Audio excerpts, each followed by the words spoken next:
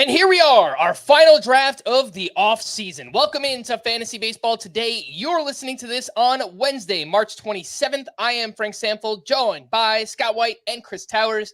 Today on the show, it's our live For the People Listener League draft. 16-team head-to-head categories with OBP instead of batting average, quality starts instead of wins, and saves plus holds instead of saves. The Wild West. We'll get to that in just a second. But minutes before we went live, Jordan Montgomery finally signed with the Arizona Diamondbacks. Snakes alive, baby. Jordan Montgomery to the Dbacks on a 1-year, $25 million deal with a vesting option for $25 million in the second year. He needs to make 10 starts in 2024 for the second year to vest. And I do love that the Dbacks made the World Series last year and have continued to invest in their team this offseason. Not that they've made crazy moves, but just adding on the fringes. I think it's been a pretty nice offseason for them. But let's talk about Montgomery. He had a great year last year, 3.20 ERA, 1.19 whip, well below a strikeout per inning. We know the strikeout rate has dropped the past couple of years, but he is, I think, proven he's a workhorse now, 178 and a third plus innings in back-to-back seasons. Scott, we'll start with you. What are you thinking about Jordan Montgomery headed to Arizona? I mean, I don't think anything really changes with regard to his fantasy value. He has the potential to be a top 40-ish type pitcher, but that's when you're counting on him for a full season. And presumably he's going to be delayed here for a few turns at the start as he gets into a position to take on a full workload. So I have him just inside my top 50 at starting pitcher. I don't think I'll have a 3.20 ERA again. All the ERA estimators are mid-high threes. That's kind of been Jordan Montgomery's standard. And I think he'll return to that this year with, so-so strikeout rate, as you pointed out. It's just a reliable spot filler in fantasy is what I view him as. And I don't think it changes now that he's in Arizona versus Texas last year. Presumably there's going to be less run support, but he was 10 and 11 last year. I know it was split between two teams. I don't think much changes is the bottom line. I do wonder if when everybody's ready, Eduardo Rodriguez is healthy, Jordan Montgomery, presuming everybody's ready, what does that mean for Ryan Nelson, who had a good spring? But we'll cross that bridge when we come to it, I guess. Yeah, the D-backs rotation as of now, my guess is Tommy Henry will be the first one to get the boot once Jordan Montgomery is good to go. I think the fact that Eduardo Rodriguez is starting the season on the IL with that lat injury probably has something to do with the D-backs being aggressive here on Jordan Montgomery and bringing him in. The NFBC ADP over the past week is 193.7 for Jordan Montgomery. He's going just after names like Aaron Savali and Nathan Eovaldi. Chris, do you think that might climb back up a bit here in these final drafts? We have a draft tonight, so I guess we'll find out shortly. I could see it moving up into like the 160-ish range. You put him like in that. That's where I've got, that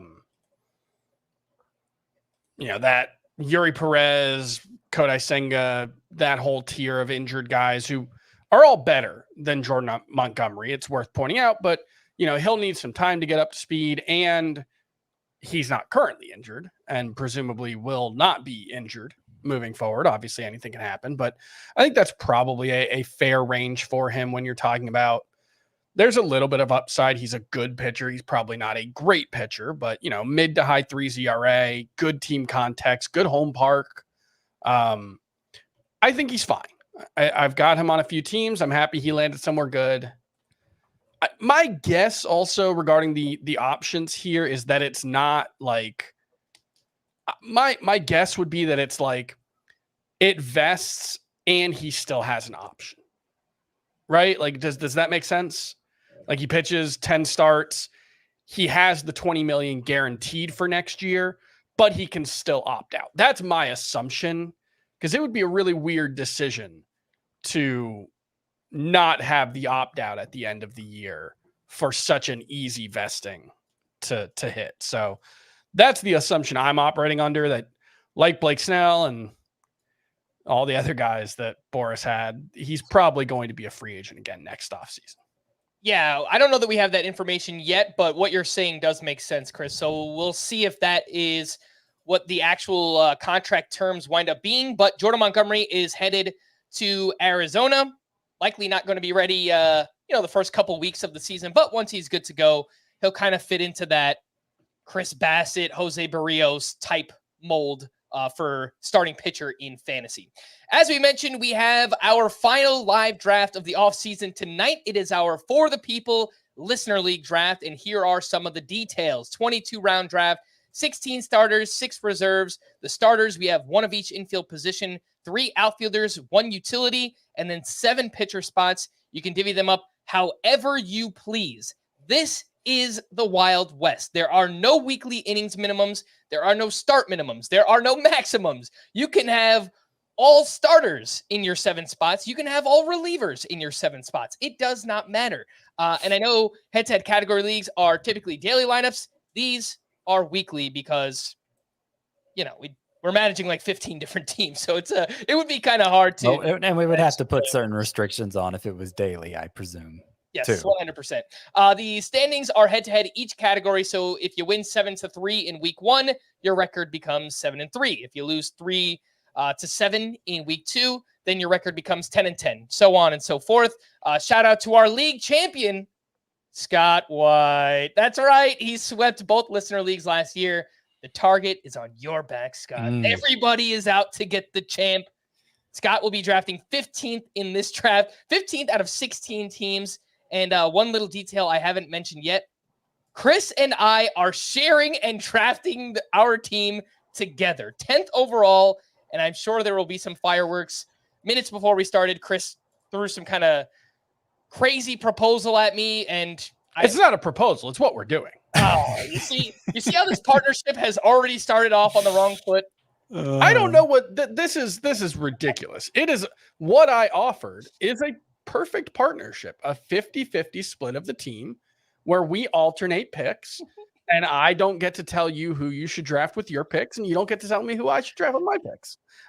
It's a good thing this isn't a league that requires a great amount of coordination throughout the roster. It's called democracy, guys. Is that what it's called? Yeah. I guess so, but it should be fun, and we'll see how this team turns out. Again, this is our final live draft of the offseason. We'll be live for the entirety of the draft. We might go a little bit longer since it's 16 teams, and it will be broken down into a 2-part podcast on the audio side.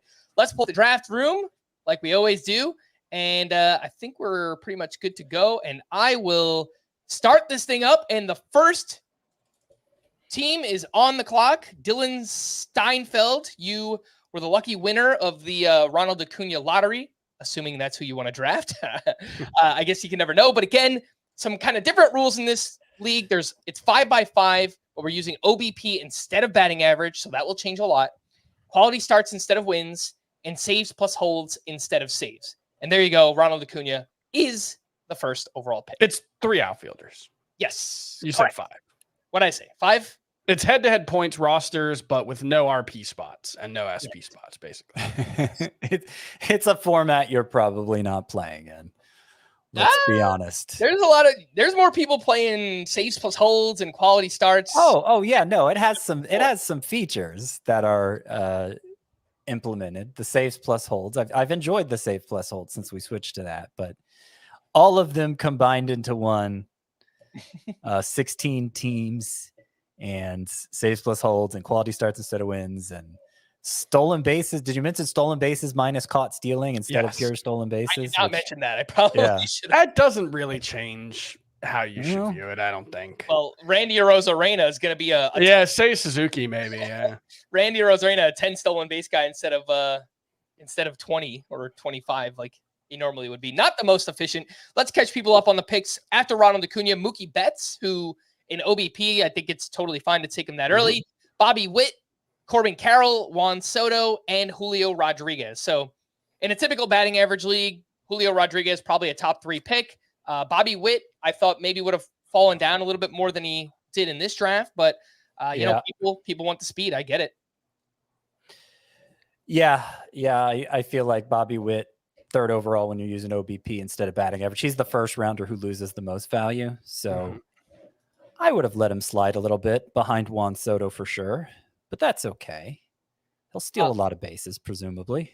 After Julio Rodriguez, Matt Olson, Aaron Judge, two names who definitely see a boost in OBP. Then Kyle Tucker. Chris, we're on the clock. We haven't talked about who's getting the first pick, who's getting the second pick. I have no idea what's happening. What are we doing? I'm going to take the first pick. So I'll take the odd numbered rounds. You take the even. Fine, you can have the first pick. No.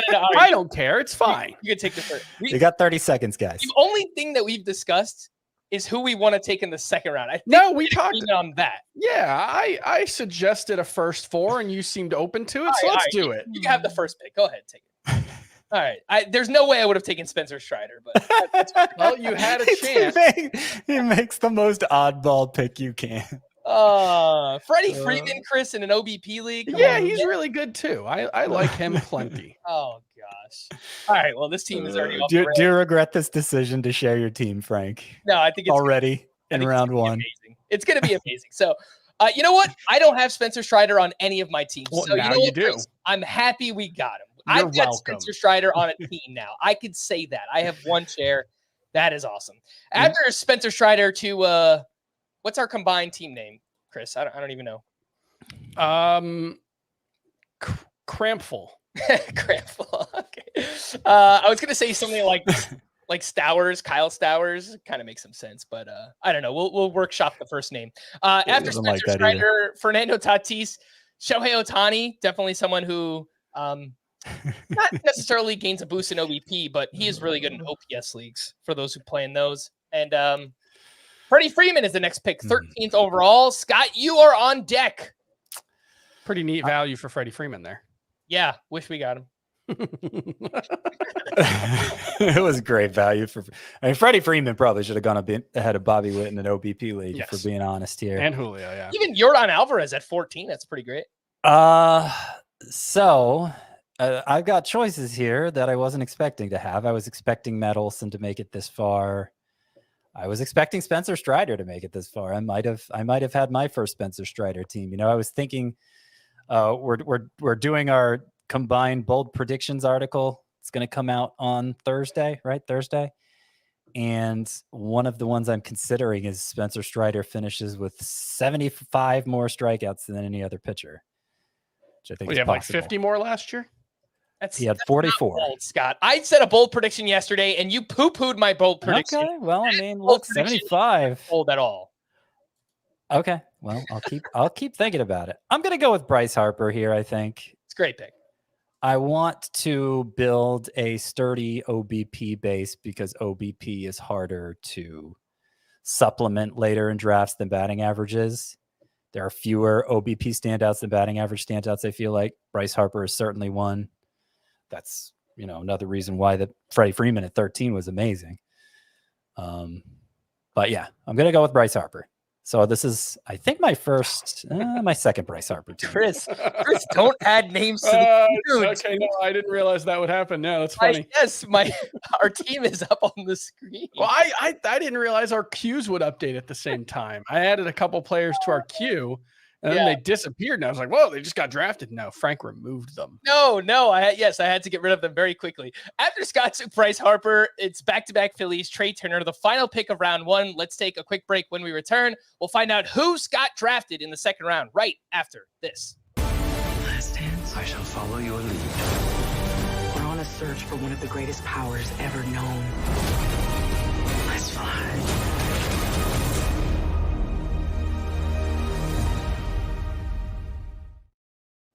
Welcome back in. The first pick of round two was Jose Ramirez. And Scott, you are back up following the Bryce Harper pick. You ready for this? Uh-oh. Corey Seager, baby. He's back where he belongs. He's back in my top 20, especially in an OBP league. I was looking at Francisco Lindor, who was top at the draft board for me. And I'm like, man, that's just not what I want to do with my OBP. But shortstop is a weak position. And then it hit me. Like a bolt of lightning. Corey Seager, healthy again. This is where I used to be drafting him. OBP league. Let's go.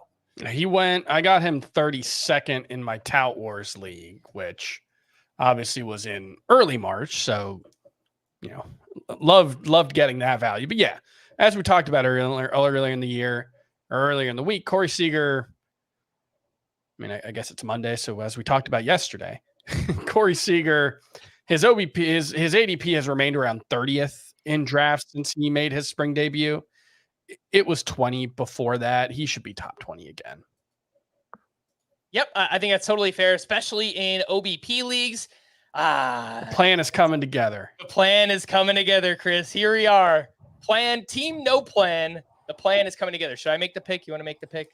No, it's your pick. I got nothing to do with this. All right. Well, if this guy busts, you can't look at me. It's the Bizarro draft. We're going with Spencer Strider in round 1, Ellie De La Cruz in round 2, who I will admit in an OBP league definitely takes a hit. But in head-to-head categories, you do want players of extremes. We have the pitcher who is most likely to lead the league in strikeouts and somebody who could provide 50-plus stolen bases this year. And I will say, Ellie De La Cruz is not a good OBP source. It's not like he doesn't walk. You know, his walk rate last year, I think, was in like the 9% range. He actually walked a decent amount this spring. The problem is his batting average was 235, and he might not have a good batting average this year, but relative to his value in a batting average league, I don't think he's someone who necessarily loses. Like Bobby Witt just doesn't walk. That's why Bobby Witt is a poor source of on-base percentage. But Ellie De La Cruz is actually a fairly patient hitter. It's just he's got holes in his swing that. Yeah, he walked 8.2% of the time. That's a solid mark. And the other thing is, most every hitter you'd be considering drafting in this range, you're used to drafting in this range in a categories league, a conventional roto league, let's say. None of them are like batting are OBP standouts. Like we're already past that group already. So nobody, like even Austin Riley, Rafael Devers, who I think went right after your Ellie De La Cruz pick. Yeah, he's not great. They'll have a higher OBP than Ellie De La Cruz in all likelihood, but they're not OBP standouts. Like Rafael Devers and Austin Riley are probably closer to average sources of OBP. Right. So it's already kind of run low, but we're missing a lot of picks here. We're not getting our third round pick that we talked about. Well, no, Chris, because we plan on getting him in the 4th round. So we definitely will not be getting Oneil Cruz, and we'll tell you why in just a second. We took Ellie De La Cruz at pick 23, followed by Rafael Devers, Pablo Lopez, Oneil Cruz. 26th overall. The spring hype is out of control, completely off the rails. That's what always happens in this league specifically, too. This is the last draft of the year for me. I assume it's the last draft of the year for you two, and I assume it's the last draft of the year for everybody else drafting. And what tends to happen in every sport, football, basketball, I'm sure hockey, I haven't played fantasy hockey in about 20 years, but I'm sure that the last draft of the year, everyone's like, screw it, Connor Bedard in the 2nd round. That's a hockey player. He was the #1 pick in the hockey draft at some point. This is a very YOLO draft. Nor deny. Go ahead, Scott. This is a very YOLO draft. It's deep, but the lineups are small. We've talked about the need for high category impact with each of your picks. You guys, I think your Spencer Strider in round 1 and Ellie De La Cruz picks make sense for that reason. And so it is probably the draft that I'm most inclined to reach in. I mean, if you had told me 2 weeks ago I'd go Bryce Harper in round 1, Corey Seager in round 2 in any league, I'd say, oh man, the plan that didn't go according to plan then. But no, I mean, that's how I've approached it the past couple of years, is just, okay, who can I like of all the players remaining with this pick, who is the one I will miss having the most? And I take him, regardless of ADP. And it's it's obviously worked out. I've won the league 2 of the last 3 years. Oh, I had a hard time with this league for the first several years of its existence. So I am sharing my journey. I'm just razzing you, Scotty. Yeah. The last couple of picks, After, where do we leave off? O'Neal Cruz at pick 26, Luis Castillo, Kyle Schwarber, who it might sound crazy in an OBP format. He jumps up a lot. Followed by Mike Trout, also gets a boost in OBP. Ozzie Albies, Gunnar Henderson, Pete Alonso. That's the last pick of round 2. Into round 3 we go, where Jose Altuve is pick 33 overall. And so that person starts Ronald Acuna, Pete Alonso, Jose Altuve. Thoughts? Pretty awesome. Pretty good. Yeah, I mean that's Cover the all thing your about bases. Ronald Acuna is I have to say, as much as I am like famous Jose Altuve fan in fantasy, right? I always think he's undervalued. I don't think this is his format.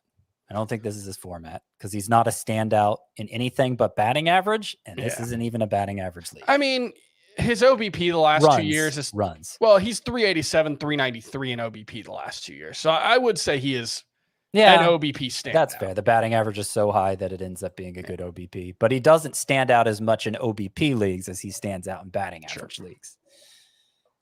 After Jose Altuve, Yoshinobu Yamamoto, 34th overall. No discount here. I know some people have let us know he's slipped in some home league drafts because of his first outing against the Padres in the Korea series. Obviously, he only lasted 1 inning. He gave up 4 or 5 runs. He was bad. He was flat out bad. There's no doubt about that. But I think there's a bit of an adjustment period for Yoshinobu Yamamoto.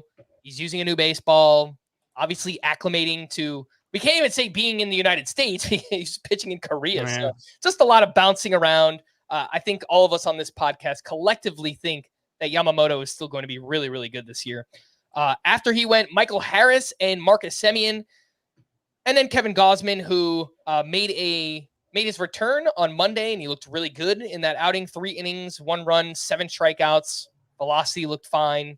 I haven't seen an update either way, but my guess is he will not go on the IL, and he will start the season with the Blue Jays. Does that sound right? Yeah, I thought Gausman looked great from watching that start. What was it, 7 strikeouts in 3 innings? I think you just said that.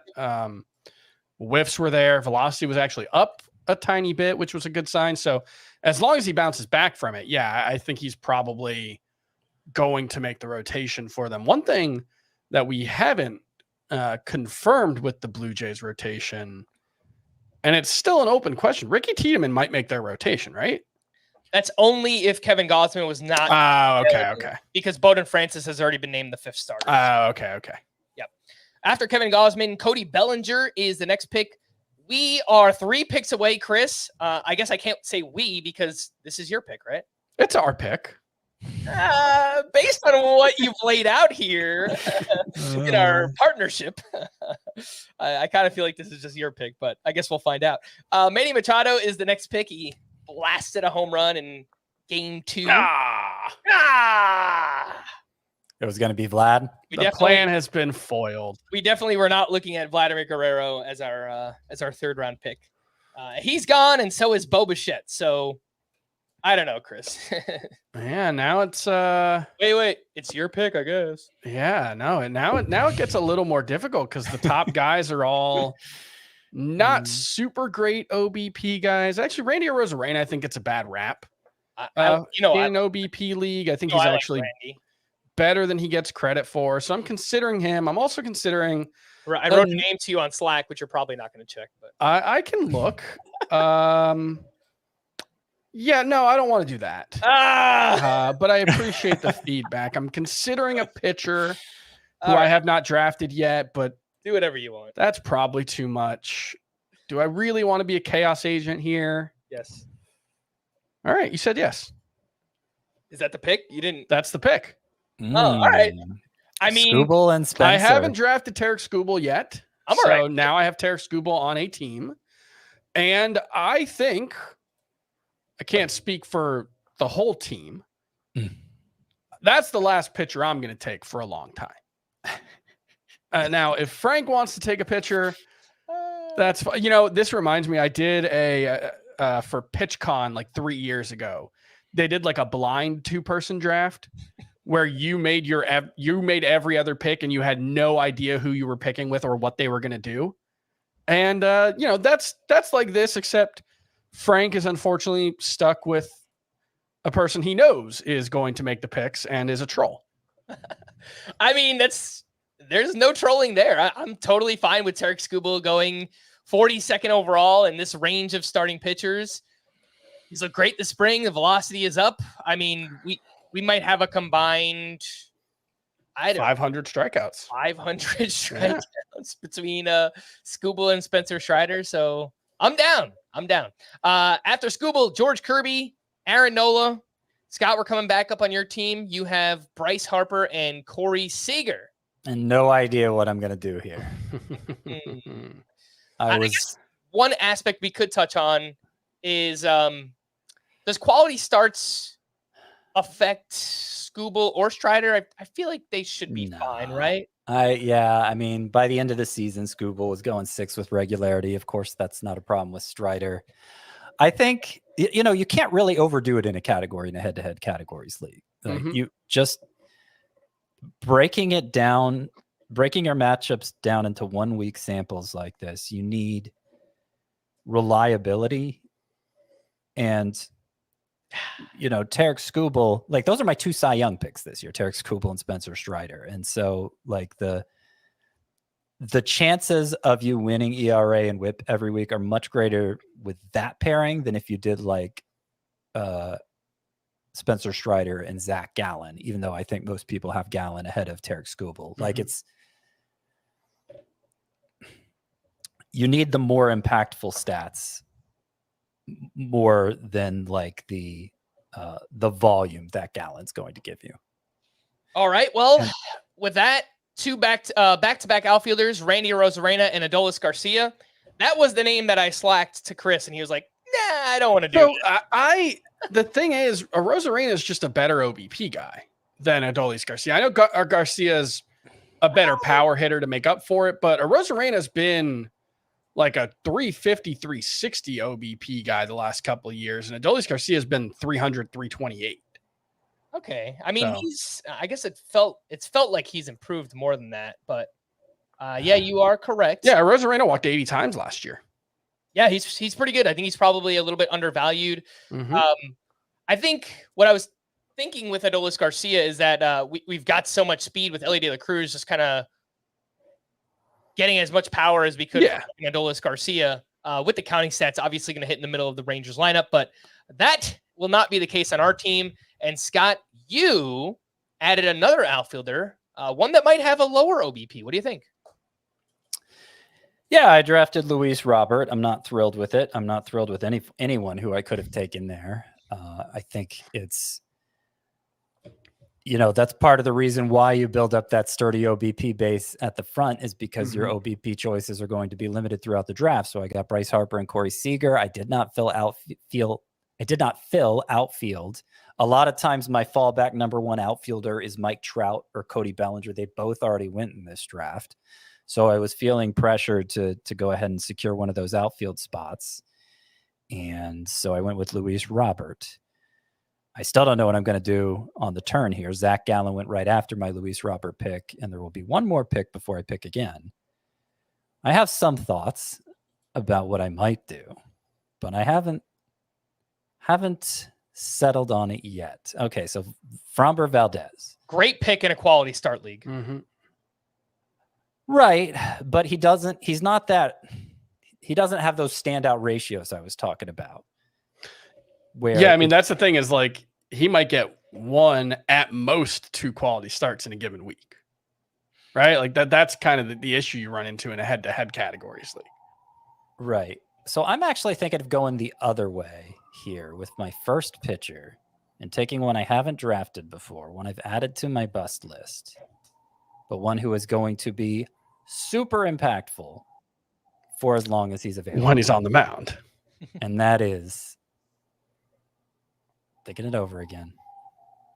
Let's do it. Tyler Glasnow. I was going to say, we all know who you're talking about. It's like there's just a moment of anticipation. Who is he talking about? Yeah, that's who I'm talking about. I appreciated the dramatic pause, Scott.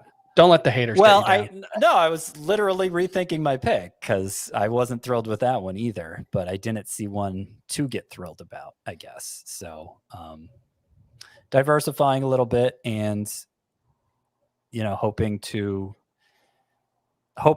have somebody who could really make a difference a week at a time, Mm-hmm. and just understanding that I'm going to need to fill in for him from time to time. All right. Well, yeah, we've had 3 pitchers in a row: Zach Gallen, Framber Valdez, Tyler Glasnow to Scott. Glasnow wasn't sharp in his first outing in that series against the Padres, but none of the pitchers were. So Yeah, that's one of the things we talked about is like, was there something going on with the mound there? Like nobody seemed comfortable. I just don't think they're ready yet. I Yeah. don't think these guys are built up, or they just, it's having to travel across the world and then, not necessarily change your routine, but you're pitching in a new place. Yeah. I think obviously we're making excuses for all these pitchers, but I think they're pretty reasonable excuses as to why some of those pitchers did not perform. I don't think they're all going to be bad. No. Gosh. That would have been a good one. I wanted Alex Bregman. That will not be happening. He was kind of sneaking under the radar for a while. It's like, I was like, if he makes it past Scott, I might. Surprised Scott didn't take him. Yeah. I thought about it, but I just felt like I needed outfield and pitcher more because I hadn't filled either of those yet through round 4 in a 16-team league. I have one other player on the mind here, Chris, and if that player goes, then I have no idea what's going to happen. So we'll see what happens. But the last 2 picks, third baseman Royce Lewis and Alex Bregman, as we mentioned, the OBPs for Bregman the past 2 years, 360, 366, and 363 respectively. Now, we didn't talk about Bregman's going to hit 4th for the Astros. I don't know if we've mentioned that, but Kyle Tucker's hitting 3rd, and Bregman is hitting 4th, and that's an interesting kind of wrinkle. A part of it was just Bregman's ability to hit with runners on base was what they cited as a result of it. I'm blanking on the name of their new manager, Joe Espada, right? Yep. That was what he mentioned there. So I think it's an interesting one. Great news for Kyle Tucker. Yeah. The next 2 picks after Bregman, Adley Rutschman, who will be pretty awesome in OBP formats, followed by Logan Webb, who will also get tons of quality starts. And Chris, the hitter that I was considering is still there, and so I will go ahead and take him. I think he gets a boost in OBP, and that would be Nolan Jones. Our first 2 hitters, Nolan Jones and Ellie De La Cruz. Look at us. One of my most drafted players. I think that's the 5th time I've taken Nolan Jones in now 13 leagues. Wow. So now here's an interesting one: is I've got another outfielder who is also, I believe, has been drafted in as many leagues as Nolan Jones. We'll see if I take him next time around. Oh, nope, not going to. He's gone. That's Christian Yelich. Very next pick. Very good OBP league pick, 378, I think, last year. Good runs in RBI, good steals and power. Solid 5 category guy in any format. All right, the next 2 picks after Yelich, we got Dylan Cease and Blake Snell. So the pitchers that we often compare to each other as having massive strikeout rates, year-over-year volatility, now at the point where they're going back-to-back in drafts. Does that make sense? About 30 picks from now, yes. Okay. So just early in general for those 2. And I think I have them ranked back-to-back. Quality starts. I know Snell had a bunch of quality starts last year, but typically, as inefficient as he is and as many walks as he piles up, he's not usually a standout in quality start leagues. Blake Snell, I believe, has never averaged 6 innings per start in a season, and that's including 2 seasons where he's had like a 240 BABIP. The 2 Cy Young seasons, he'll give you quality starts if he pitches at that level because he's going to pitch efficiently enough because of the low BABIP, but he's not a great quality start source. They may have been thinking more in terms of, I want the high impact strikeout guy, and I think it's early too for Blake Snell and Dylan Cease because of the damage they're likely to do to your whip. But I do think strikeout is the most reliable category, certainly from week to week at starting pitcher. And that is the thing that Blake Snell and Dylan Cease will for sure give you. All right. After those 2, Gleyber Torres, Tristan Casas, who definitely would see a boost in OBP. I wonder at 60th overall, is that just right for Casas, or is he even a value pick at that point? He usually goes closer to 90, 100, I think. So I don't know if I'd call him a value there, but it's fine. Yeah. Does see a boost for sure. As mentioned, Logan Gilbert is next up. Seiya Suzuki, who we spoke about yesterday, having a pretty massive spring and someone I've drafted a lot of. I think he'll just perform regardless of format. He's got a good eye at the plate. I think he's going to get on base. If you play in a batting average league, I think he's going to hit, 275, 280 plus categories, some power, a little bit of speed. I just think Seiya Suzuki puts it all together and has a pretty massive season this year. After he goes, I believe this is our first reliever, right? Josh Hader. Now, this is a saves plus holds league, and typically you see relievers go a little bit later. 63rd overall is that too early for Josh Hader in this format? Let me see where he went in my Tout Wars draft, which is also a Scholz league, as the people say. If I could say, without influencing everybody who's drafting with us, their plans, which I can't say without influencing their plans, but I personally don't plan to take a reliever till my last 3 picks. Ooh. I just think there are so many hold sources out there. And obviously, the league leaders in saves are going to have a lot more saves than the league leaders in holds are going to have holds. But I'm willing to sacrifice one of my pitcher slots each week to get a third holds guy in there. And that generally does the trick, I've found in the years we've played this league. So I will be looking at setup men late in the draft and not even bothering with closers unless one just turns out to be an insane value. I wouldn't say Josh Hader in round 4, 63rd overall fits that description. Yeah, Hader went in the 7th round, 7th overall in Tout Wars, which is a saves plus holds league. It's also an innings league, so maybe that also punishes relievers a little more. But yeah, the thing that I think also makes sense about waiting on saves plus holds, because this is something I've really struggled with Tout Wars, because it's innings as a standalone category instead of wins and saves plus holds. Your specific Tout Wars leagues. Yeah, most of the Tout Wars leagues aren't like that, but yeah. This specific league, the thing that I've struggled with is, in order to compete, because you are competing with everyone, it's a roto league, so you are competing with everyone, not just who you're competing with that week. If you just go holds guys, you probably need 3 of them, and that makes it harder to compete in innings. In this format, you're only competing against one person every week. And so that's the key distinction that makes it, I think, even more important to wait on saves plus holds in a head-to-head categories league, because you're not necessarily going to need a ton of them at any given time. All right. Well, the last pick was Josh Hader. As we mentioned, there have been a few more picks. Let's take our final break. When we return, we will catch you up on the picks right after this. The best couch potatoes come from Pluto TV country. And these taters, they like all sorts of different things. Survivor Channel, Ink Master Channel. If it's got a spaceship in it, I'm probably watching it. 3 channels dedicated to CSI. Whatever mood you're in, it's going to be easy watching.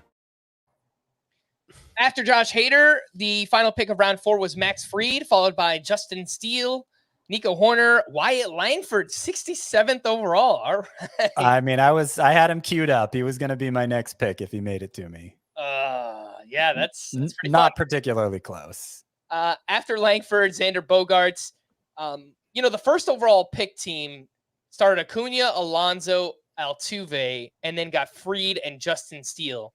For waiting until round 4 and 5 in a 16-team league to get your first 2 pitchers to pair with those 3 hitters, that's not bad. I think that's pretty good. Yeah, I think it's pretty good. Whose game is that? Say his name.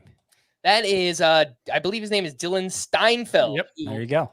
Created one of our crossword puzzles, which was pretty awesome. So thank you for that. If anyone wants the crossword puzzles, there were 2 awesome puzzles made. One was by Dylan, one was by Omar, who's also in this league. So if you're interested in getting those crossword puzzles, email me, frank.stampfl@paramount.com, and I'll get you some of those crossword puzzles.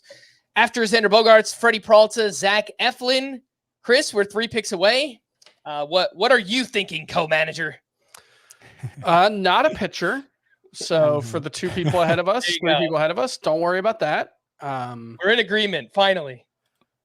So the problem is the clear top players left on the board on the hitting side are probably going to be pretty big OBP liabilities. And so it begs a question here that's worth having a discussion about as a team.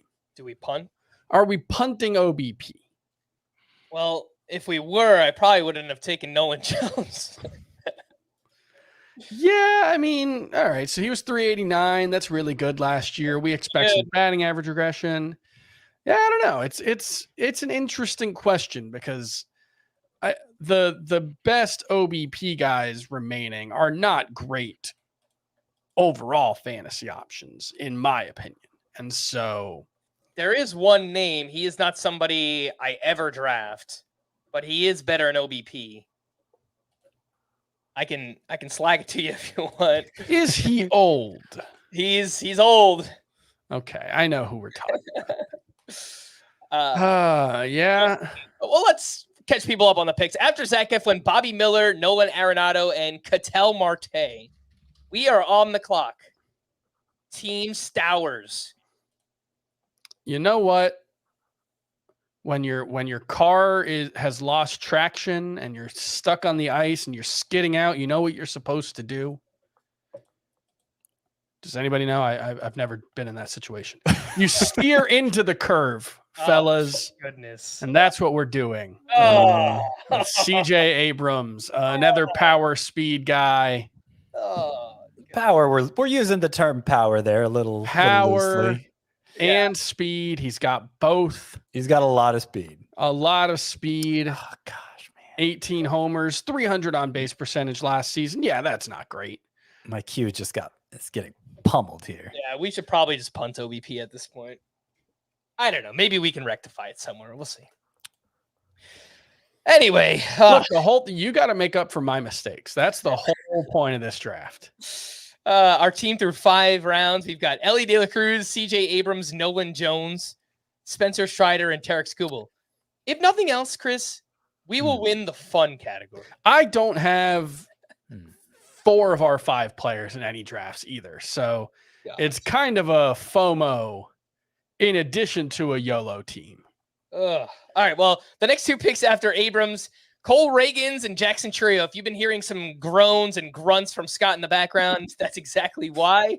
Followed by Jazz Chisholm. Do I have the old Jazz? Nope, I don't have it queued up. Can you get some of like the freestyle jazz that Carrie used to listen to in Homeland? Shoot. Never saw that show. Cue that one up. Shouldn't surprise anybody. Jazz and then George Springer, which I think good OBP. Caused another shoot from Scott White, who is now on the clock. Oh yeah, man. My hopes are raised for like the first half of each round, and then it gets to me, and it's just like bang, bang, bang, and they 16 teams. Yeah. Yep. That'll do it. That'll do. No doubt. Well, what am I gonna do? I am gonna fill my utility spot, maybe. Yeah. Right, was Springer who you were referring to there, by the way? We were talking about an old guy. Oh no. Okay. I slacked it to you. Okay, I'll open it. Oh, it's a good pick, Scott. Scott selected Evan. Oh, thank you. I feel better with you reassuring me that it's a good pick. Probably right after goes Paul Goldschmidt, who I was considering, but I wasn't sure I wanted to fill you my utility spot already. That's having drafted Bryce Harper in round 1. That's the old guy I was talking about. Yeah. No, I mean, like the one thing I'm confident Evan Carter's going to do is get on base a lot, and in the middle of that Rangers lineup, it should be a lot of runs and RBI. I do like bigger home run and stolen base standouts, but I like filling outfield too, and it's looking pretty bad is the outfield situation. So I'm happy to get my second one here, but I would have rather had Cole Reagans or Jackson Chorio or CJ Abrams for that matter. And the first pick of round 6 is Ha-Sung Kim. And Scott, you're back on the clock. Let's remind everybody of your team, what you got going on here. Bryce Harper at first base, Corey Seager, Luis Robert, Evan Carter, go Texas Rangers, and Tyler Glasnow, your lone starting pitcher thus far. All right. I'm thinking of doing something a little outside the box here. Do I want to do that? Yes. Always. Always. You're an outside the box kind of fella, Scott. I'm thinking of taking a catcher. I want to take a catcher.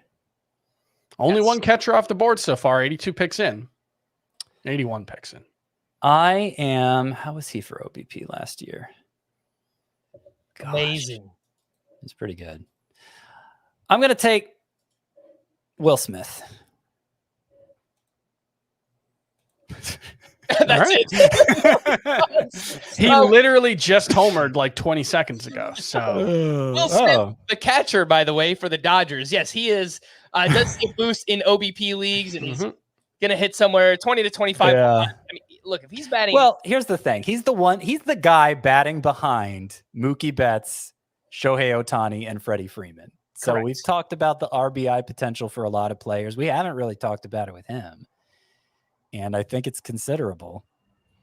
So I don't know. I could have gone William Contreras. Obviously, it is a one catcher league. I like waiting, but it's a 16-team league. So we're getting as deep into that top 17 that I talk about as we can possibly get. And also, I like to get as much impact as I possibly can from every lineup spot in a league where only 9 hitters are started. So that is why I ultimately decided to break my usual rule in one catcher leagues of waiting till the end to take one. We'll see if I regret it. one thing worth noting is William Contreras was a better OBP guy last year. It was only 10 points though, and he was about 30 points better in batting average. So if you expect William Contreras' batting average to regress, and I think that's probably reasonable. I don't think 291 is a reasonable expectation for him moving forward. If it is, we might just be underdrafting William Contreras. Yeah, and he has a much better backup now in Gary Sanchez, which I don't think we've talked about. I wonder how many bats he's going to lose to him. It was because I think it was because Gary Sanchez just took forever to actually sign. Like, remember, he agreed to a deal, and then it was like 2 weeks until he actually signed, and I think we just kind of forgot about him. Ultimately, the reason I went Will Smith over William Contreras is because I drafted William Contreras in the other podcast league. So I'm just. And it gave us a chance to talk about him batting fourth for the Dodgers. But anyway, what are you getting frustrated about here, Frank? Well, I was just about ready to take Christian Walker, and that won't be happening. After Scott's pick of Will Smith, Merrill Kelly, who I would say gains value in a quality start league. I'm not sure he should go ahead of Grayson Rodriguez, who was the next pick, and then Joe Musgrove, and Christian Walker, who elicited the sigh, I don't know, whatever, man. I give up on this team already. Let's see what's going on at first base. There's a clear pick at first base if you want to go there. Is there? Yes. Now who's not checking their slacks, Frank? Oh, let me check my Slack. You got 7 seconds. No, that's not who I was thinking of. This is who I was thinking of. All right, I guess we really are punting out OBP. We're gonna go with Spencer Torkelson. I feel like he's not better in OBP. I don't know. We had 7 seconds left. Maybe we should have taken Brian Reynolds and just went with the boring guy, Chris. I don't know. I'm fine with Torque. I mean, I think it's a little early, but I think it's fine. Yandy Diaz, that was the pick, Chris? That was who I was thinking. Yeah, 410 OBP last year, has consistently been a very good OBP guy for anyone listening who's also drafting. Okay, Team Trash Can Bangers just took him. He went with the very next pick. I do have ATC projections pulled up with this league's settings, and Torkelson grades out as a higher value than Spence. Torkelson grades out as a higher value than Yandy Diaz. So, by the way, I want to talk about Trash Can Bangers. Brian O'Donnell's team, no pitchers so far. So that's one of our drafters who is leaning into the weirdness of the format, and wonder if we're going to see a Marmol-ish strategy here, but. Yandy Diaz, Ketel Marte, Rafael Devers, Bo Bichette, Christian Yelich, Kyle Tucker. It's pretty strong. There's got to be some teams that have gone heavy on the pitching to this point. Because I don't know. I was considering looking. We at have it one now. team with 3, and that's only one team with 3. Yeah. I guess they're just being well distributed among 16. But 2 teams with no pitchers. I was considering pitcher with my ideally I would have rather gone pitcher with my last pick, that Will Smith pick. There just didn't seem like anybody good enough. If Freddie Peralta was another one who hung around there for a long time, and I was thinking, okay, Freddie Peralta might be the pick, but then he went just a little before me. My pair of picks there at the picking second to last in the round. So Jesus Luzardo was the best on the board. He goes here 93rd overall. But I did not feel great about his potential to help me in either ERA and WHIP, really. So I decided to let him go. All right. After Yandy Diaz went, Starling Marte. Yeah. 89th overall in an OBP league. Okay. We're turning back the clocks. Maybe we're drafting based on last year's ranking or something like that. Well, he looked healthy, and he could make a big impact in stolen bases. I'm not saying I rank him in my top 100, but I can understand why somebody would be motivated to take him in this scoring format. After Marte, Zach Geloff, Josh Naylor, Brian Reynolds, Jesus Luzardo. I kind of hate the Torkelson pick, Chris. I don't know. Oh, gosh. You're right. We should have taken Yandy, man. I mean, a minute isn't really enough time to debate who you want to take. Especially when you're hosting a podcast. We should have taken Yandy. You're right. I wish I saw that sooner. I didn't see it. That could have helped rectify some of the OBP damage, but whatever. But I thought you did see his message. No, I mean, I saw it with like 7 seconds left, and I panicked. I was like, oh, wait, well, ETC has Torkelson hired, so let's take him. I can't wait till one of you hijacks the pick from the other. That's going to happen before this is over. I swear I will not. I may accidentally do it because I'm famously absent-minded, but it will not be on purpose if it does happen. So one of the picks that just happened is one that I was considering, Chris, but I didn't want to lock up our utility spot yet. So let's catch people up. After Luzardo, it was Christian Encarnacion Strand, who has been rising up draft boards, and I'm really excited about him. He's not going to walk very much, so I think does lose a little bit of value here. Teoscar Hernandez, Max Muncy. Yeah.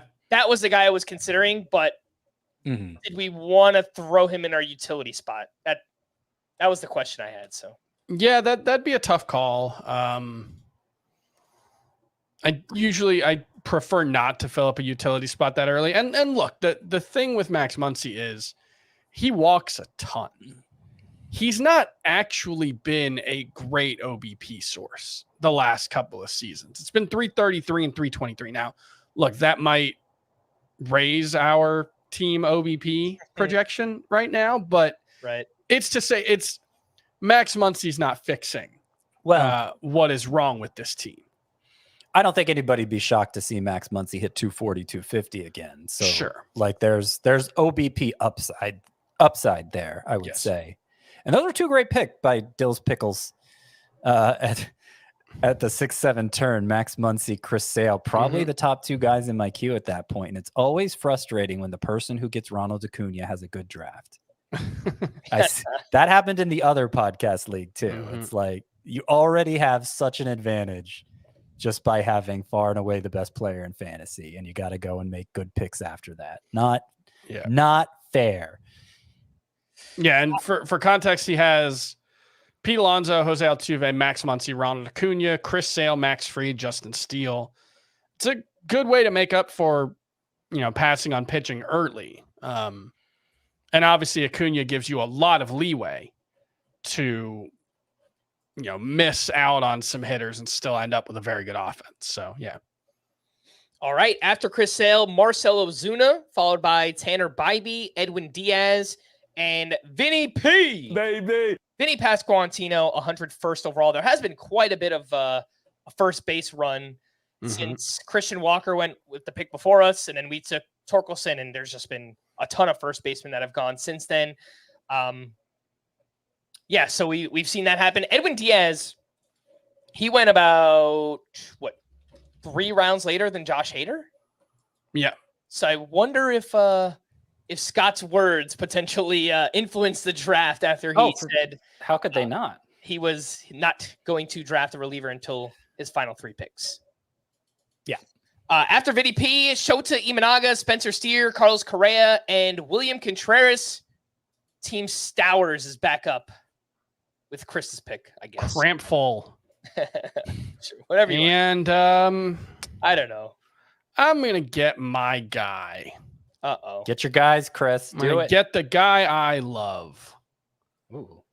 Look at that So Carlos let's- Correa pick. 104. Let's go Riley Green. Well, I definitely wrote 2 outfielders to Chris on Slack. Neither of them was Riley Green. But I think it's probably fine. Oh, man. Yeah. Yeah, Green, not a guy who walks a ton, only 35 walks in 99 games last season, but 349 OBP last year because he hit 288. I do think he'll be a pretty good source of batting average and a good source of OBP as a result. Let's go Tigers, man. We've got Riley Green, Torkelson, and Turk Skubal. Oh my goodness. Yeah, let's do it. After Riley Green, Emmanuel Class A. So perhaps Bit some of a closer run. elite relievers starting to go off the board. Yeah. And like Class A will get 40 saves, and a really good holds guy will get like what, 25? Yeah, 25-ish, yeah. So that's the kind of difference we're talking about. So there is still some value to taking a high-end closer. It's just how many rounds is it worth to you? And I find that it's not worth very many. But me, that is knowing that there's an endless supply of holds on the waiver wire. Yeah. That's the key distinction is that's about a 40 spot difference in Emmanuel Class A's typical ADP where he typically goes. But you will never not have holds available. You will not have a ton of holds available potentially, but they will always be out there. And that's one thing to keep in mind when you're drafting a Schultz league is you'll be able to get them. All right. After Emmanuel Class A, Rhys Hoskins, I think that's a good pick in an OBP format as well. He does gain some value. I believe he's homered in back-to-back days, or I don't know, 2 of the past 3 days, something like that. So he's starting to heat up. I wonder if, it'll take a little bit of time. Not that he had some kind of crazy injury that should affect his production, but just missing a year's worth of baseball. I wonder if maybe it'll take some time for Rhys Hoskins to get going. But he's looked all right. After that, Shane Bieber was drafted, who was maybe Scott's next pick. It was my next pick. Yes, I had been frustrated that I didn't have any shares of. I think I have Shane Bieber in an AL-only league, but that's it. After being very impressed by his spring and thinking he might be all the way back. And I needed pitching, and I was prepared to take him, and I didn't think anybody else would do it because it seemed early. But somebody did. So I'm not gonna get Shane Bieber. Boo-hoo. Yes, indeed. Quick, I think this is a time to remind some people that we are going to be live on television tomorrow when you're watching this, or today if you're listening on the podcast version, March 27th, 2 p.m. Eastern. You'll be able to watch Fantasy Baseball Today on the CBS Sports Network, the same show as you know it, just on television. Help support the show by tuning in live. You can also watch live on the CBS Sports app through your cable provider. Thank you to everybody for being here, watching us, over 300 people. We appreciate you. Make sure to hit that like button. Subscribe to the YouTube channel if you haven't already, youtube.com/Fantasy Baseball Today. Scott, you are up. The previous pick was Carlos Rodon. I got to take a picture, and I will take Chris Bassett, who I feel like pairs nicely with my Tyler Glasnow pick. Just a quality start machine who isn't going to wreck my ratios very often, and should give me a nice strikeout total still because of the innings he throws. And so I probably would have taken him over Shane Bieber anyway. I was hoping to get to pair Bassett and Bieber here, but that didn't work out. All right. The pick at the end of round 7 was Matt McClain. Did anybody see an update or hear anything about Matt McClain? I haven't seen anything. On Monday night, he was supposed to go for a second opinion, or I thought we would have been provided an update by now on the shoulder injury, and it just feels like that has not happened. So before this injury, Matt McClain was going around pick 70, 80 in that range, and so he goes at pick 112 in this draft. I don't know. Like, if he misses the first couple of weeks or first month, maybe it works out, but It just seems like there's a lot up in the air right now for Matt McLean. Mhm. We are into round 8, and the first pick here is JT Realmuto. And Scott, you are back up. So I am. And once again, not really sure what I want to do. So I'm considering some options. Okay. As the clock winds down. Your team so far, you've got Will Smith at catcher, Bryce Harper at first base, Corey Seager, Luis Robert, Evan Carter, and your 2 pitchers, Tyler Glasnow and Chris Bassett. I think. Go ahead. I think pitching is getting ugly. And so, you know what? Zach Geloff is already gone. How much longer can I wait on this guy? I'm gonna go Andres Jimenez. I'm gonna go Andres Jimenez because I think he's potentially like a 60 steal guy if he continues his pace from the second half last year. And I know he stole 6 bases this spring. And so he's a bad OBP source. I've got a nice OBP foundation already. What I'm lacking in his stolen bases, Luis Robert is really my only source of them. And I'm worried looking at the number of teams with second baseman left and Zach Geloff already being off the board. I'm worried that could shrivel up on me by the time I'm up again. So I think meeting my stolen base need at a position that may be nearing empty here. I think I'm going to do that instead of taking a pitcher. In fact, I did do it instead of taking a pitcher. For context, it was 11 stolen base attempts in April, May, and June for Andres Jimenez last year. 8 successful steals, 9 in July alone, and it was 14-25 in the second half in terms of attempts. It was 22 total successful steals. From 60 July may be 1st an on. exaggeration, but 40. No. But yeah, I was giving the context for it that 45. Yeah. And he's always had that kind of speed. That was the thing that was always so frustrating about when him and Ahmed Rosario, another guy who's like 98th percentile in sprint speed, and the Guardians for such a long time just either wouldn't let them run or they just didn't want to run. Whatever the explanation was. It was frustrating to watch because those 2 guys had significant stolen base upside.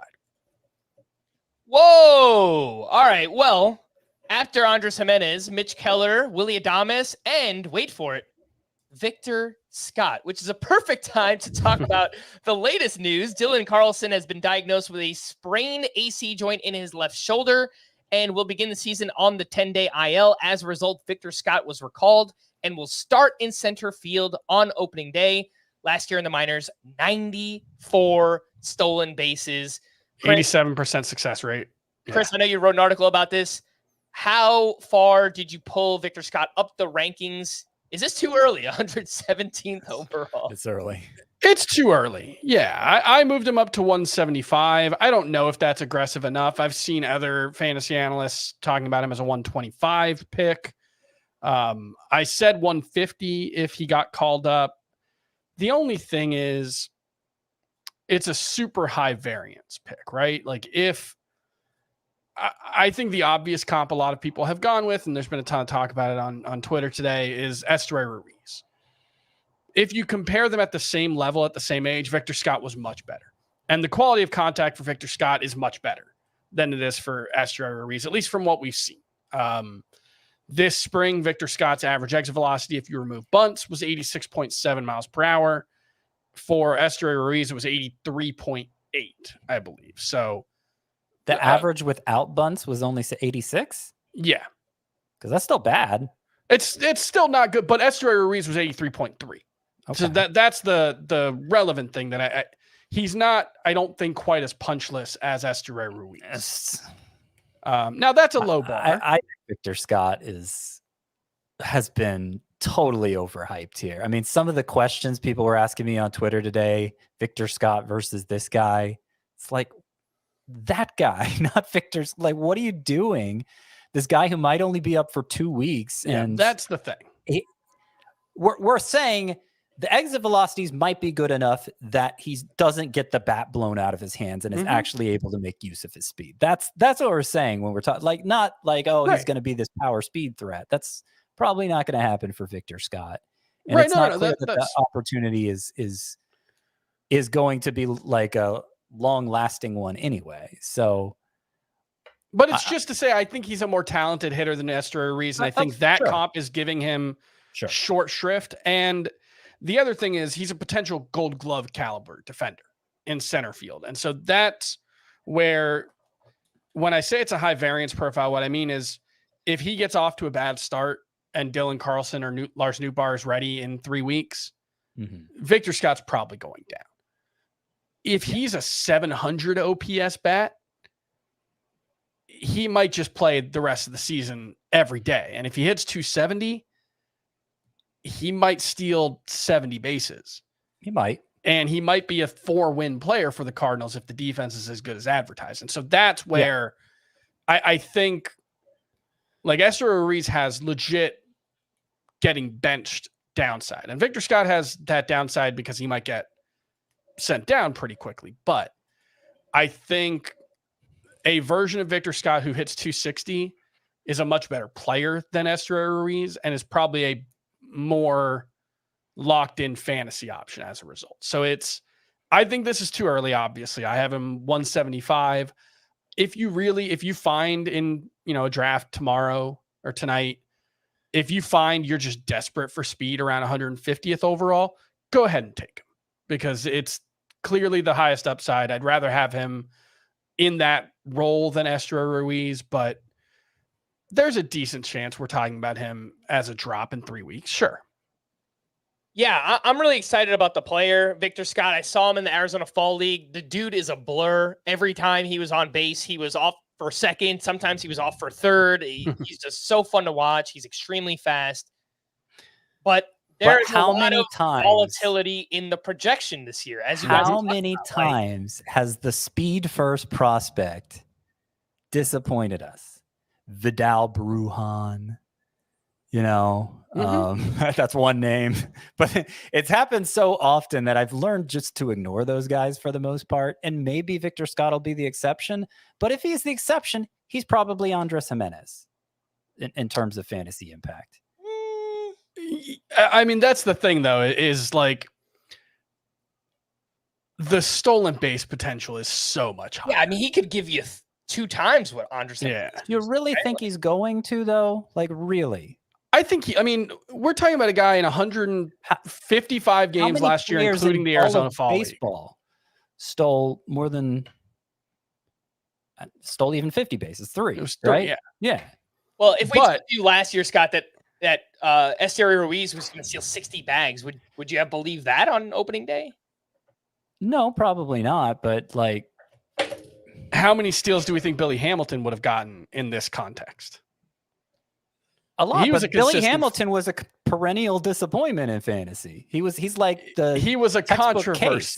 He was a controversial player in fantasy. But I think the key thing is just that based on scouting reports and based on the data that I've seen, Victor Scott could be, I guess is the way to put it, could be a much better hitter than the previous versions of this archetype. Now that's Vidal Brujan was supposed to be able to hit, and Xavier Edwards was supposed to, like, it's a tough profile to make work because if pitchers know you can't damage them when they make mistakes, if pitchers know that the worst thing that's going to happen is you hit a single, it's going to be tough to get walks. It's going to be it's a tough profile to make work. But I think it's reasonable to be optimistic about Victor Scott. I think it's reasonable to hope for really, really good production. I also forgot Billy Hamilton stole 155 bases one season in the minors. That's pretty dumb. We've talked a lot about Victor Scott, but yes, he's going to be up on opening day with the Cardinals. It might be 2 weeks. He might be up all season. It's just really hard to say for sure, but obviously there is a lot of hype around him right now. After that, Nick Castellanos, Jarren Duran to Team Crampful. I don't know if that's what I know you like Jarren Duran. I love it. Thank you. I don't have a share yet, and I really like the player. I don't know. Maybe we're overdoing it with speed, but whatever. Get your guys, right? After Jarren Duran, Josh Lowe, Brandon Lau, Chaz McCormick, Hunter Brown, Josh Young, Jose Barrios, Brian Hayes, Yu Darvish, Billy Ober. That is the end of round 8, and we are into round 9, where Brandon Nimmo, Jordan Montgomery, Joe Ryan, and Eloy Jimenez have gone. Chris, I started to think maybe it's time to get back in on pitchers. and basically all the pitchers I considered are now gone. So I don't know what would you have preferred, Jarren Duran or a pitcher at that point? I'm always going to be on Team Jarren Duran, Frank. You know that. I think it's a good value for him. His ADP has actually been climbing a decent amount. I think he's like around 140 now, so you didn't really reach for him. Still some lingering playing time concerns, I would say. Just like, is he an everyday player against lefties? They've got a crowded outfield. Those are fair questions to ask, but I'm never going to say no to Jarren Duran on my team. All right. Well, that makes me feel better about it. Oh, man. Is there any rectifying our OBP? I don't know. I just sent you some Slack message, Chris, and you let me know if either of those interest you. Where do we leave off? Eloy Jimenez, then Evan Phillips, who looks to be the locked-in closer for the Dodgers. He got a save on game 1 of the season, followed by Jake Berger, who we know loses value in this format. He's not going to walk very much, but third base is looking rough, though. Should hit for lots of power. That is Jake Berger. After that, Camilo Duvall, Hunter Green, and Byron Buxton. Chris, we're up. And I hear you about maybe getting back into pitcher. If we do that, it's not going to be me who does it. Okay. And I'm going to give you the opportunity to draft the guy who you've mentioned twice in our Slack channel. Feel free in our next round. But I'm not going to do it because I think there is one thing this team is actually missing. Right now. And it is a OBP. Well, yes, OBP, but actually not great power. Okay. So I'm going to draft one of the most surefire 30 homer guys out there, Anthony Santander. Okay. I thought you were going to go with somebody else who I think is a better OBP guy than Santander. You guys have punted on OBP. It's official. Yeah. All right. Nolan Jones is on the trade block. God, I mean, the only reason I made that pick was, maybe we can get some OBP out of him, but there was one better. That one. Yeah. That's right. Probably a better OBP guy. Yeah. Anywho, what else has happened? We took Anthony Santander, who I don't mind the player in general. I think he's fine. He's probably going to hit, 25 to 30 home runs. And then Bryson Stott, who does not walk very much, but this seems pretty late for Bryson Stott to go. It's a good value. Even in OBP. So yeah, I was going to be tilting if I had taken Andres Jimenez last time and Bryson Stott made it back to me. Wow. Who was the one who took Bryson Stott? You prevented us from getting a Scott White tilt. I give you for that. I'm on edge right now. I don't feel like things have really gone my way this draft. So it wouldn't take much to topple me over. All right. After Watch Bryson out. Stott, Dansby Swanson is the next name off the board. And yes, I could already tell this draft is going to go a little bit longer than we're used to going because 22 rounds. We're not even halfway done yet. We're at the end of round 9 so far. Garrett Cole.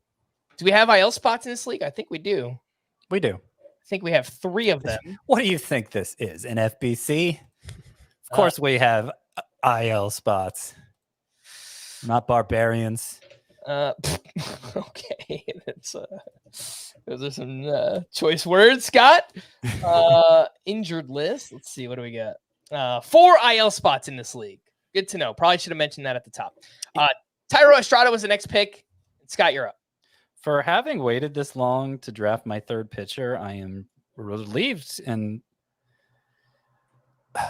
shocked and curious why this guy is still available. Michael King, who I thought was being overdrafted for a while now, but like one bad appearance out of the bullpen in South Korea, and suddenly he drops like 50 spots in ADP.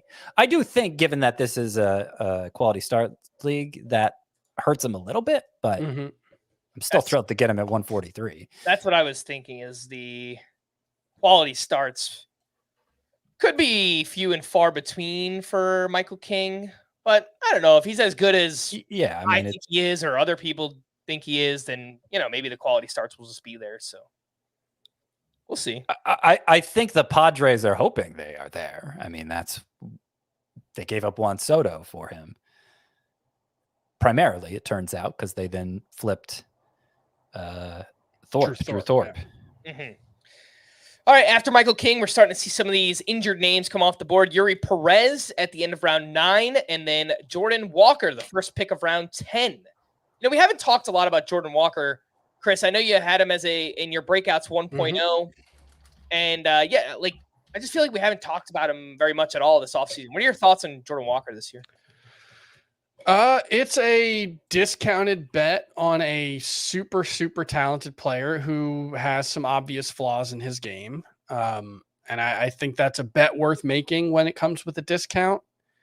And this, you know, what was this, like 150th overall, 140th? That's fine. You know, that's plenty of a discount, 145. He didn't really show that he had solved the issues in spring training. And then the issues specifically were hitting the ball in the air more consistently and, you know, to a certain extent, a little bit of plate discipline. So I'm not like fully on board with, okay, Jordan Walker is going to be the guy we thought he could be. But remember, this time last year, every Jordan Walker conversation was very similar to what we've been saying about like Wyatt Langford and guys like that. So it's like, we thought that last year might've been your last chance to draft him outside of the top 40 for the next decade. And now he's 145th. So I still think it's a worthwhile bet. Yeah. Mm-hmm. Jordan Walker, by the way, according to Fangraphs, has a 54% ground ball rate here in the spring, which is not ideal. It's not what we want, but it's a small sample, obviously. And we did see once he got called back up, and in the second half last year, he wasn't hitting as many ground balls. So if he can keep that in the 45% range, and I think he could still tap into 25 home run power and probably snag a few bags as well. After Jordan Walker went, Scott, you selected Christopher Morel, and then Jackson Merrill, 147th overall. Can you tell that this is an FBT listener league? Well, you know, there have been some interesting things going on at shortstop this whole draft, and we haven't had a chance to talk about it yet. Carlos Correa went 104th overall, and I mentioned it at the time, but we didn't have a chance to get into it. Then Willy Adames went 116th overall, and now we have Jackson Merrill going 147th overall. So I think I've talked sometimes about how in those deeper leagues, shortstop starts to look pretty shallow.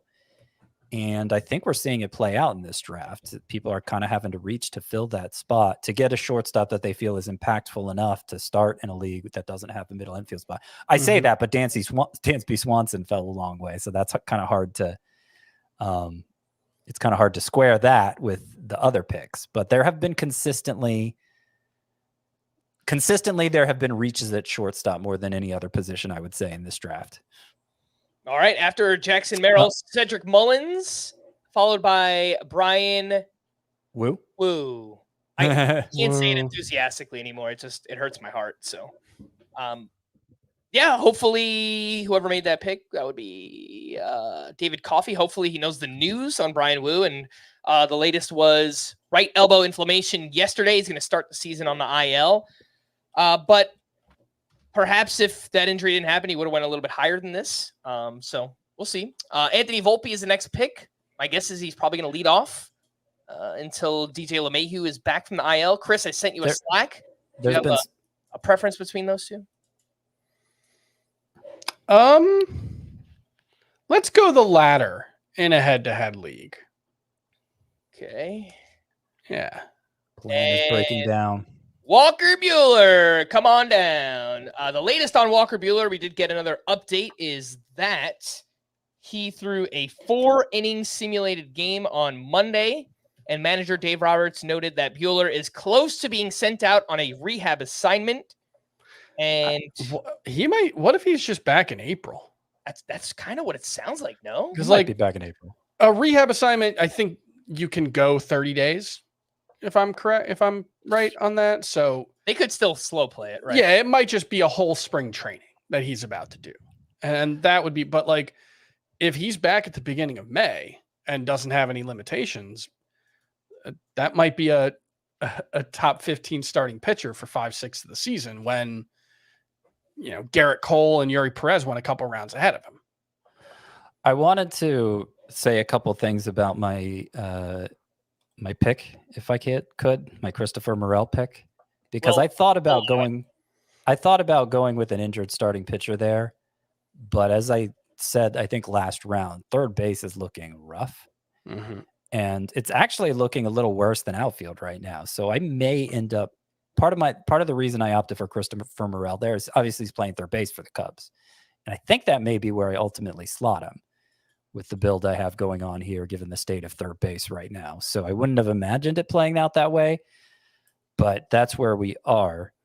I also wanted to say with the Anthony Volpe batting leadoff, I'm seeing more suggesting Gleyber Torres is going to hit leadoff with DJ LeMahieu out, though I don't think the Yankees have totally decided yet. Yep, I would agree on that. After Walker Buehler, Raisel Iglesias, Steven Kwan, Ryan Pepia, who will be in the Rays rotation. Not that there was really any doubt. I believe he had a pretty damn good start here on Tuesday as well. Lane Thomas, Yainer Diaz, who does take a little bit of a hit in OBP leagues, and I think that's why you're seeing him go 156th overall in this draft. That's great value still. Yeah, followed by Salvador Perez, Justin Verlander, Christian Javier, and the final pick of round 10 is my man, Wilson Contreras. Won't be on one of my teams here that I'm drafting. The first pick of round 11 is Kodai Senga. I did want to ask just one follow-up question on Walker Buehler. Mm-hmm. I think I know the answer. Life finds a way. Things will figure themselves out. I get it. Let's assume everybody is still healthy by the time Walker Buehler is returning. Walker Buehler's in the rotation. I understand that. Does that mean it'll be the end of Gavin Stone? Because we haven't not addressed that side of it. Probably. I would assume so, but like James Paxton and Tyler Glasnow and like exactly, yeah. I would be shocked if there was not a rotation spot for both Gavin Stone and Walker Buehler for most of this season. Now, look, it could be that Gavin Stone's just not any good. Like that could be the life finds a way in many ways. Could be Gavin Stone gets hurt. Could be Gavin Stone gets hurt. Absolutely. Yep.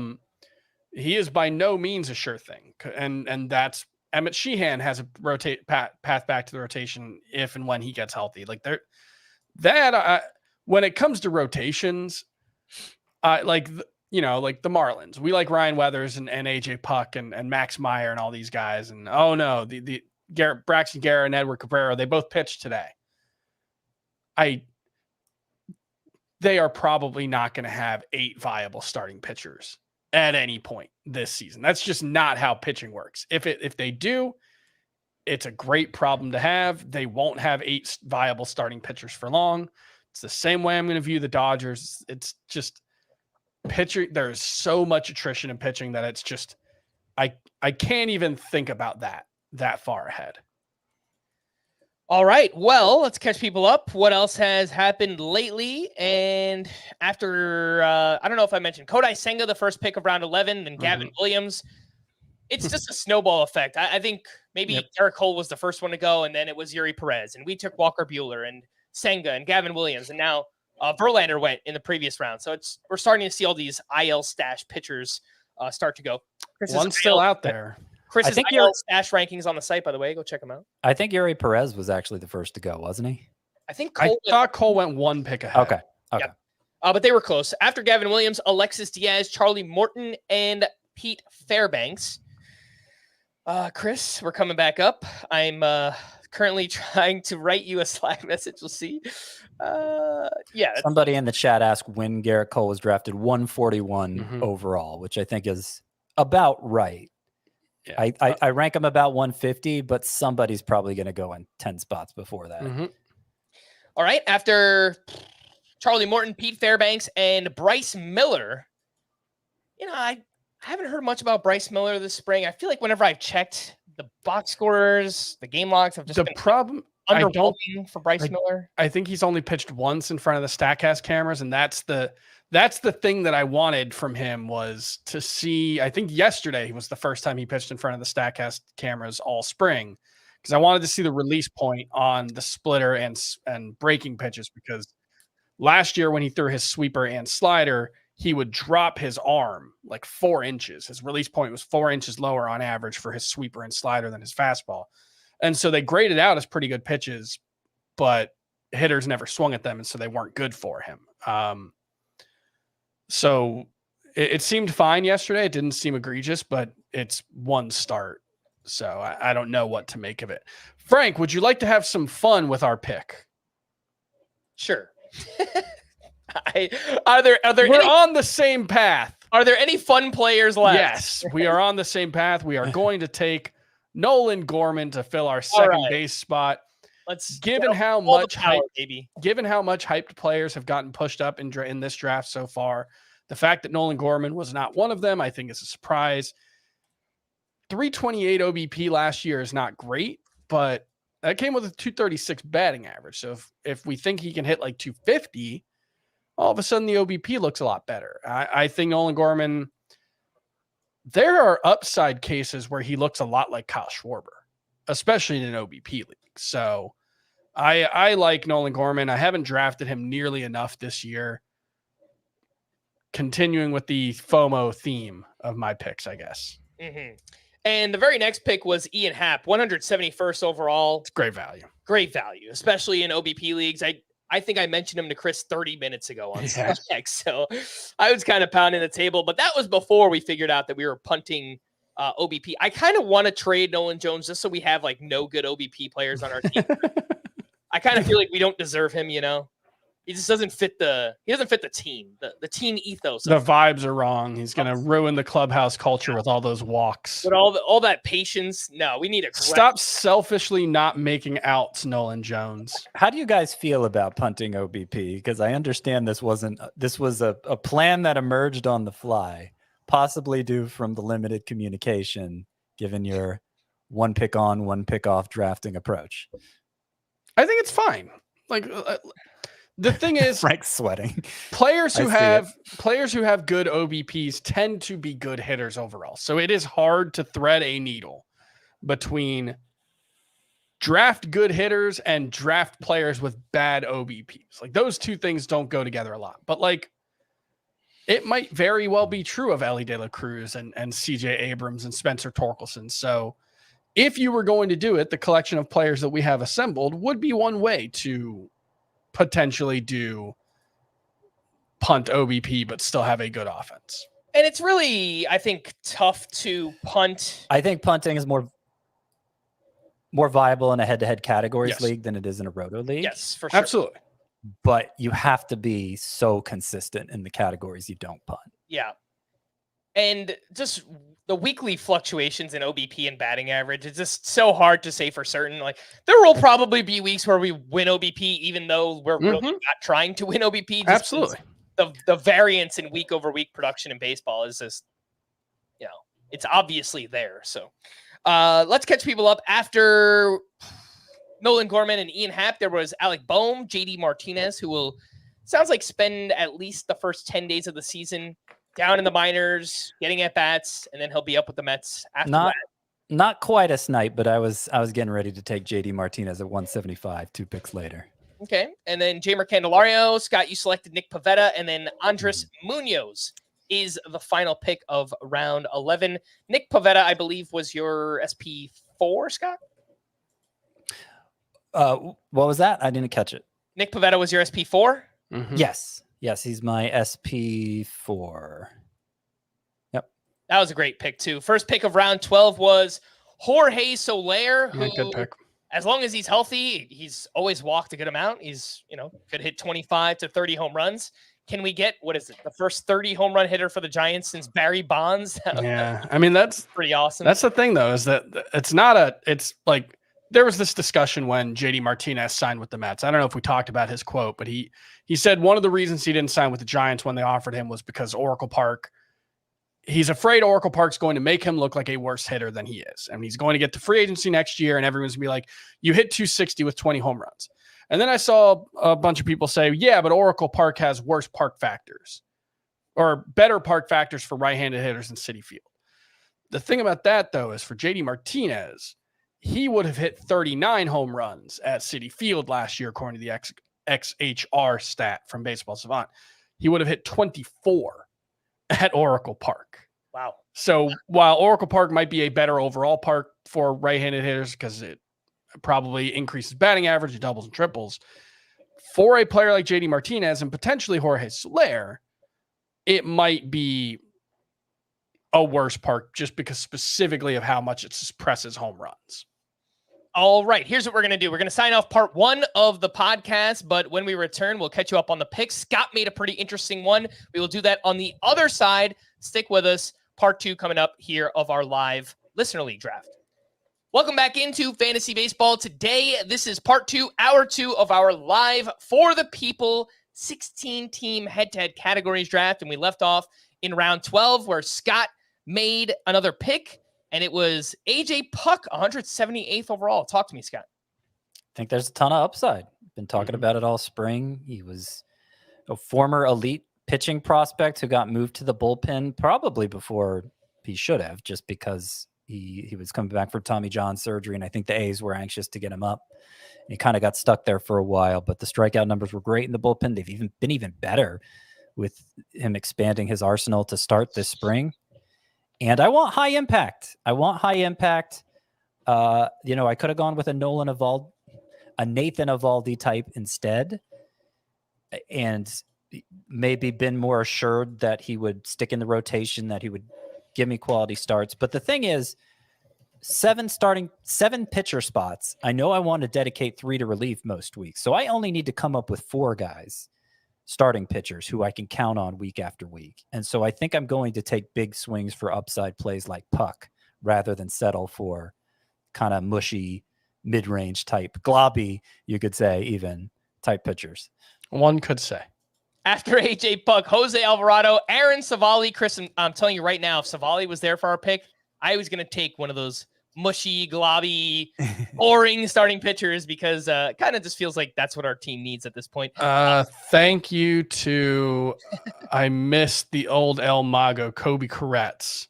Come on, man. For not forcing me to have Aaron Savali on one of my teams. I really appreciate that. What is wrong with Aaron Savali, man? Come on. After Savali, Cutter Crawford, Nathan Eovaldi, Team Crampful, Stowers, whatever you want to call us.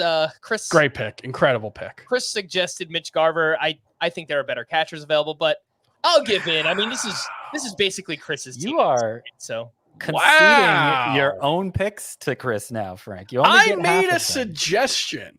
That is all. That's the first time over Sean Murphy. That seems criminal, Chris. That is the first time that you have even considered one of my suggestions. All right. I see right there in Slack, Frank Stampfl has paused their notifications. You're not even seeing the messages I'm sending, and you're blaming me? No, sir. No. I saw your message of Mitch Garver. That's why I took him. After Mitch Garver, David Bednar, Tristan McKenzie, James Outman, who is going to strike out a lot, but he's also going to walk quite a bit. So probably gains a little bit of value in OBP. Then Michael Garcia, James Paxton, Anthony Rizzo. I like that in OBP as well. Clay Holmes and Sean Murphy. That should have been our pick, Chris. Mitch Garver. Garver better. Mitch Garver is a great hitter. He walks. It's just, can he stay healthy? That's the question. Well, it's pretty likely to stay healthy if he's only hitting. One would think. Likelier than he would be otherwise, at least. Yeah, I don't know. I mean, I guess I have them in the same tier, so I guess that kind of makes this case in fewer words. But I don't know that Sean Murphy is definitively a better fantasy asset than Mitch Garver. I have Garver ranked ahead. It would require the Braves to play Travis d'Arnaud less often than they did last year, which they probably should, and which they may. He's no spring chicken. But I don't have any assurances that they're going to do that. All right. Here are some fun facts for Mitch Garver for you Garver fans out there. His career in Seattle, 0 for 31. Who cares? He's due. It's a pretty big sample, 31 at-bats. He also has not been very good as a DH in his career. I know that. He's been much better as a hitter whenever he's been a catcher. I thought I had those stats available, but I don't. Now do Sean Murphy's second half stats, Frank. Come on, Scott. You're a Braves fan. You know what was wrong. He got hit in the head with a bat, concussion. Okay, but if you're going to explain away his small sample slump, then an even smaller sample slump for Mitch Garver is also easy to explain. What if he doesn't see the ball well in Seattle like Teoscar Hernandez? That's possible, but it's unknowable.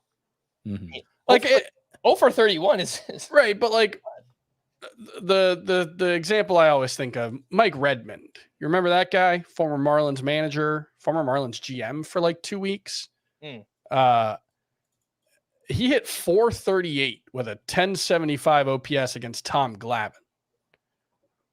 It was 51 plate appearances, right? Like we shouldn't just assume that Mike Redmond single-handedly turned Tom Glavine into a scrub. It's just that in small sample sizes, weird things can happen. That's my assumption with Mitch Garver. I can't say it for sure, but both the as a DH and at Seattle stats are pretty small sample sizes. All right, last point on Mitch Garver. The DH thing, 446 plate appearances in his career, 216 batting average, 735 OPS. As a catcher, it's 267 and 869. Yeah, that's a significant difference. I do wonder if a disproportionate number of those DH plate appearances haven't come when he's been banged up. Mm-hmm. That is possible. Yeah, giving him a half day. And now that he's committing to it. Yeah. Like there may have been some kind of mental block there that he's going to have to figure out how to unblock, and I think he will.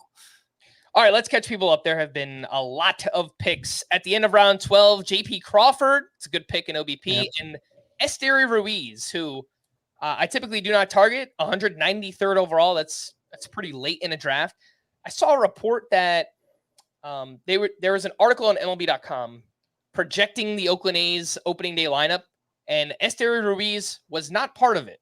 That doesn't mean that'll be the case. That's just one beat writer's opinion, but that is the latest on Esteury Ruiz. After him, Craig Kimbrell, Nestor Cortez, Adbert Alzolay, Kyle Harrison, Jackson Holliday, who will start the season in the minors, but once he's up, hopefully a good OBP contributor, maybe 15 home runs, 20 plus steals, something like that.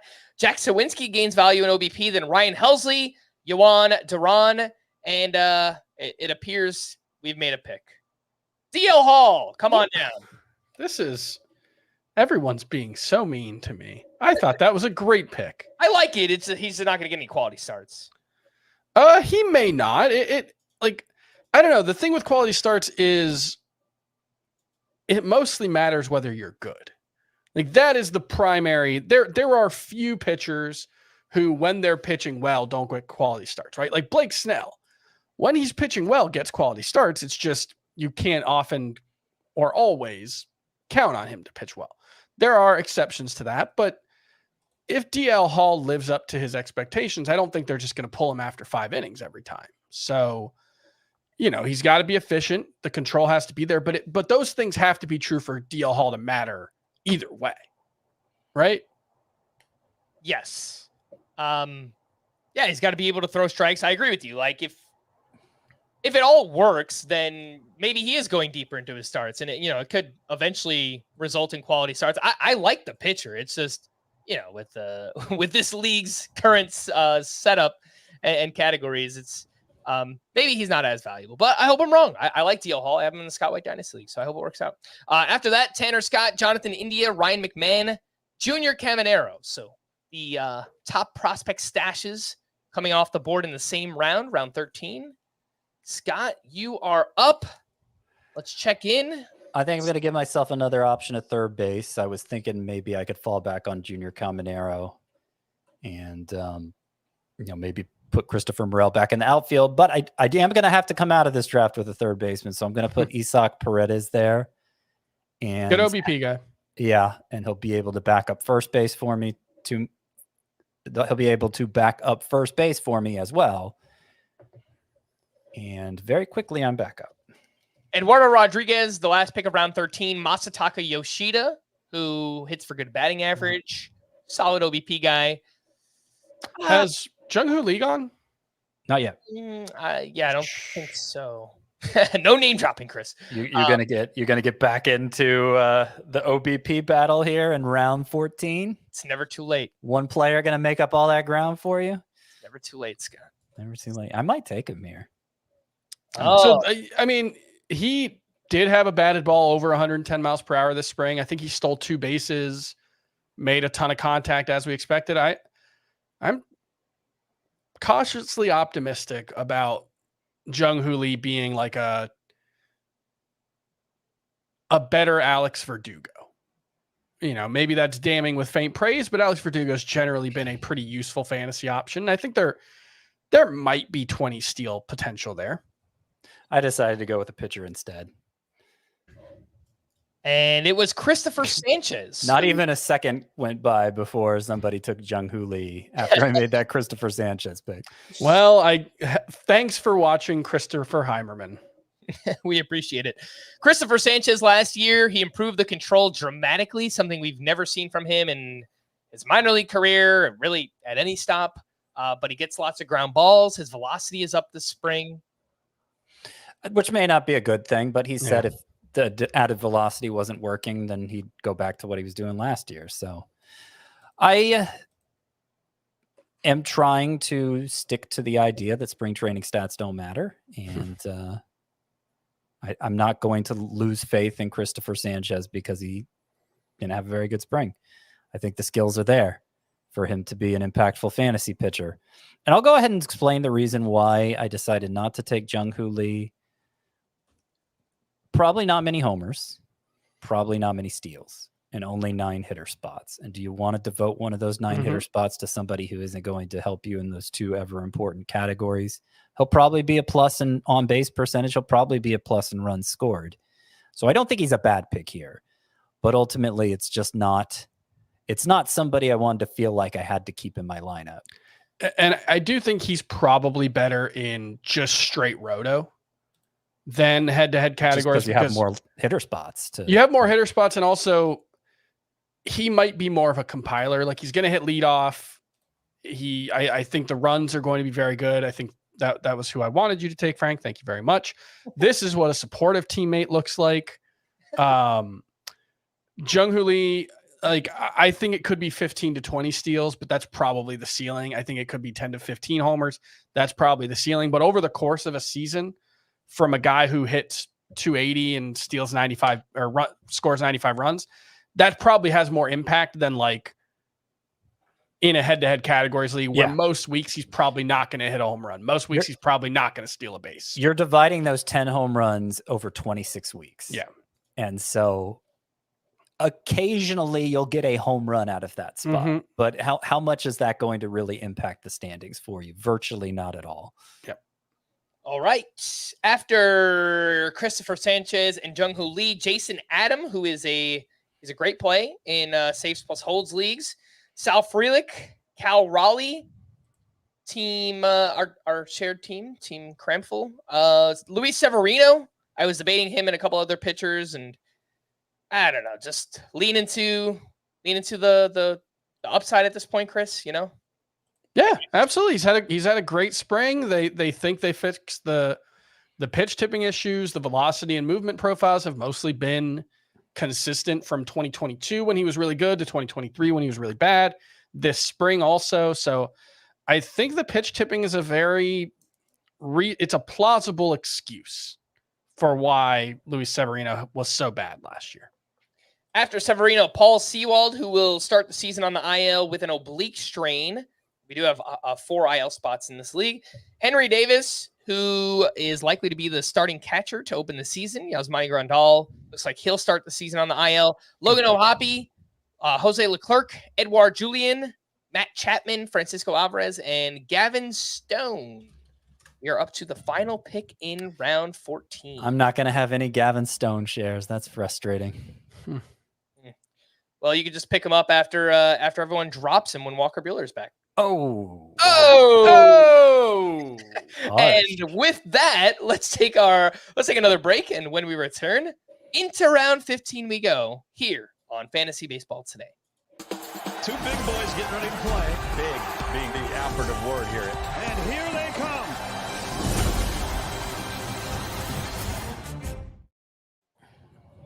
Welcome back in. The final pick of round 14, Yusei Kikuchi. And the first pick of round 15 is Parker Meadows, someone who's had a great spring, some power and speed, could lead off for the Detroit Tigers. He's someone that I've really kind of gotten excited about, Parker Meadows. I know it's not a good ballpark, but Yeah, I think I'm not. That's one of those. Don't let spring training stats fool you the other way. I feel like spring training is a very favorable hitting environment, if for no other reason, because pitchers aren't unfurling their full arsenal most of the time. You're playing a lot of AA and AAA pitchers, and Cactus League. You got the Desert Air, but even the Florida leagues, where the Grapefruit League, where Parker Meadows was playing, you get some wind gusts. But Meadows played 114 games at AAA last season. Batting average was bad, 256, but 19 homers, 19 steals. Could be a really useful roto. I think he'll be Jake Fraley like. That's what I think he'll be. If he was playing in Cincinnati and Jake Fraley was playing in Detroit, I would project even better outcomes onto Meadows than I'm projecting to Fraley. But being that they are where they are, I think their numbers will be very similar. After Meadows, Marcus Stroman, Kerry Carpenter, Giancarlo Stanton, and Brian Abreu. Chris, I'm sorry, we won't have Stanton on our team. I wish I did. I don't know if I have him on any of my teams this year, which might be the first time that's ever happened. And he's having a good spring. A lot of that was he hit about a quarter of a mile's worth of home runs off of Marco Gonzalez in one game. I don't know if you guys saw it, but he hit it over everything. There's all kinds of obstacles out in the outfield, and he hit it just over every single one of them. I'm very excited about the pick we're about to make, because honestly, this is one of those ones that I just kind of forgot. And now he's here. Best reliever in baseball, baby. Mason Miller. All right. That would be Mason Miller. He looks so stupid good this spring. I have no idea if he can stay healthy, but I genuinely think best relief pitcher in baseball is a realistic outcome for Mason Miller. He is averaging like 101 miles per hour with his fastball this spring, pitching out of the bullpen. He's hit 103. Strikeout rate is like 40%. It's been a pretty bonkers spring. Does he get more saves than the holds leaders get holds? Probably not. Probably not. Yeah, I don't think that's a guarantee. Yeah. I think that's probably just the one drawback to him, which I'm fine with him in general. He has looked amazing, and I think in a saves plus holds league, you really just want to focus on skills and getting the most talented relievers, and obviously Mason Miller could be one of those. But the fact that he plays for Oakland, it's like saves and holds are going to be so hard to come by for him. It happens sometimes that relievers on bad teams get a lot of, I think Trevor May actually had a solid number of saves for the A's in the second half last year. In the second half, especially. Yeah, it was only 21 total, and the team itself only had 29. Yeah. Which the odds are against it. Yeah. There were somehow two teams in the American League that had fewer saves than the Oakland Athletics last year. And it kind of makes sense, right? They're never going to blow you out. It's something you can explain after the fact. Yeah. But it's not at all surprising when nobody in the bullpen emerges as a viable starter and option for saves in fantasy. Yeah. Dustin May had 15 saves in the second half last season. Actually had 5 saves each in June, July, August, and September. So I'd take 30 from Mason Miller because partially I think it's because it's going to come with 110 strikeouts. I'm really, really bullish on the skill level for Mason Miller. All right. After he went Max Kepler, Yanier Cano, Tyler O'Neill, Abner Uribe, and Scott selected Jack Flaherty. Just want to quickly mention with those two relievers, Yanier Cano and Uribe, not as worried about them not getting saves, but they could just provide really good ratios for Cano, and then obviously lots of strikeouts, I think, for Uribe as well. Scott, Jack Flaherty is someone that you've kind of warmed up to this spring, and he's looked really good. The velocity is up. Hopefully the Tigers have figured him out.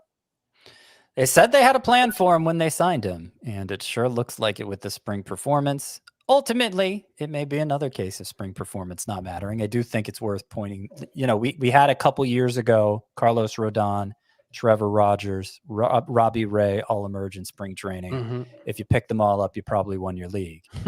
But it's more often than not, the spring riser doesn't work out. It's worth saying. There will be some every year that work out. But Another Jack Flaherty's in the long week, his matchups, I believe, are Oakland and the White Sox. And so if Jack Flaherty has a bad first week, yeah, yeah, you can just drop him. The dream is over. By the way, another guy who has pretty quietly had an incredible spring that I think is worth mentioning is Dalton Varsho. Yes. Because plate discipline is one of those things that can show up in spring training and be a leading indicator. And he has 10 walks to 9 strikeouts in 60 plate appearances. He got hot towards the end of last season, was much better down the stretch.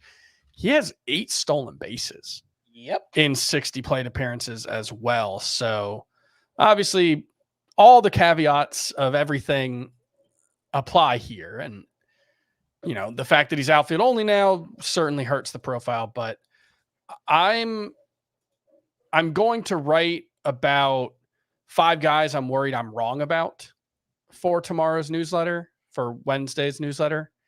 Hedge those bets. He might be on there. Yeah. I'm not sure. I haven't quite ironed it out who the 5 are going to be because I want 2 of them to be pitchers. I think he might be on there, though.